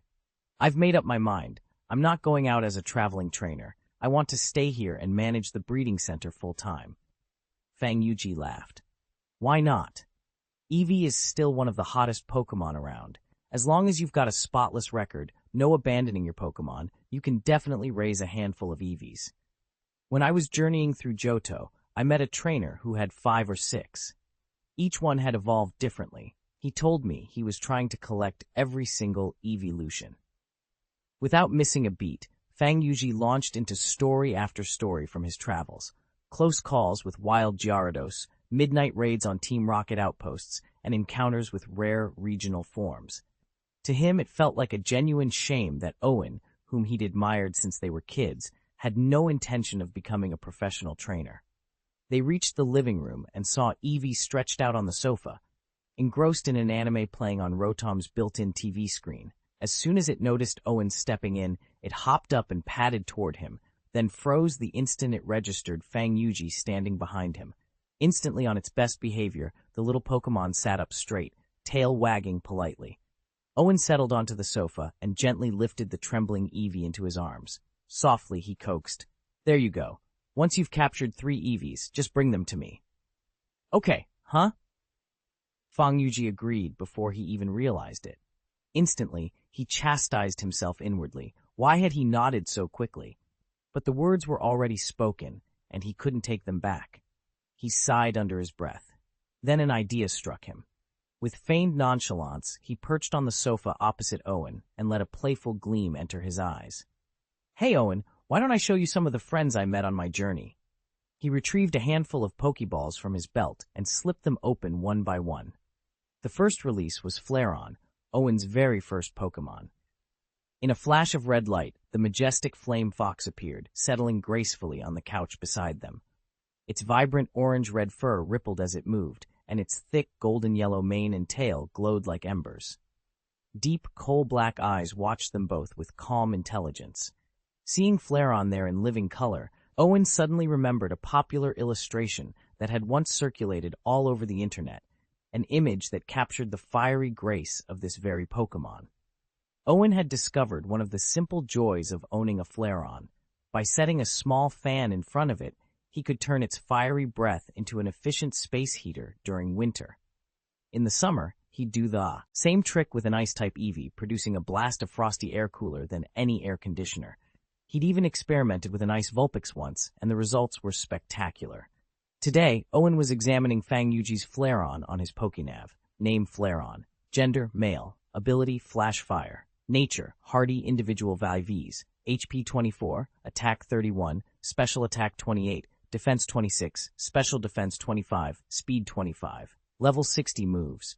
Extreme Speed, Baby Doll Eyes, Thunderbolt, Flame Fang, Fire Spin, Flame Charge, Hyper Voice, Heat Wave, Rest, Shadow Ball, Leech Seed, Overheat. A pure Kanto powerhouse, yet its moveset was delightfully all over the place. Whoever taught a Fire-type Leech Seed? Owen couldn't help but smile at how far Fang Yuji had come on their journey. Meet Flareon, my very first Pokémon, Fang Yuji said proudly, sweeping up his partner in a warm embrace. Owen, you see for yourself? He's absolutely unstoppable now. Booey. Flareon's eyes flicked with a trace of disdain. It hadn't forgotten that its trainer skipped shower gel yesterday, yet it still clung to him. Owen gave the Pokémon a respectful nod. Hey, Flareon. At the sound of his voice, Flareon broke free of Fang Yuji's gentle hold and bounded over to Owen, rubbing its muzzle affectionately against his hand. And now, Fang Yuji said without a hint of impatience. He tapped open a second, third, fourth Pokeball, and then a stream of Pokémon filled the small living room. A sleek water type, a thorn dragon wreathed in emerald scales, the swift, blade-armed Scyther, crackling Jolteon, and a strange ice psychic type called Mystic all stood at the ready. Owen ran a quick mental scan. Each Pokémon hovered between level 30 and level 50, solid, dependable, but not exactly superstar material. They do well in most regional circuits, but top 8 of the Quartz League. He estimated this team would place around the top 16, talented certainly, but perhaps buoyed more by luck than by sheer power. Owen glanced down at the single Pokeball still clutched in Fang Yuji's hand, and couldn't help but ask, "Why haven't you released the last one?" Fang cleared his throat, looking suddenly sheepish. "That one's my Snorlax," he admitted. He's so huge, the arena doors won't even open wide enough to let him out." He straightened his back, a confident grin spreading across his face as he surveyed the rest of his team. "These are the Pokémon that carried me into the top 8 of the Quartz League. Next up is the Zongheng Conference, and I've got my sights set on the top 4. Owen managed a polite nod. "Then I'll be rooting for you. Do your best." But Fang Yuji had no intention of simply collecting well wishes. With a sudden burst of enthusiasm, he stepped forward and clapped Owen on the shoulder. Flames of determination danced in his eyes. "Owen, you should start your journey too.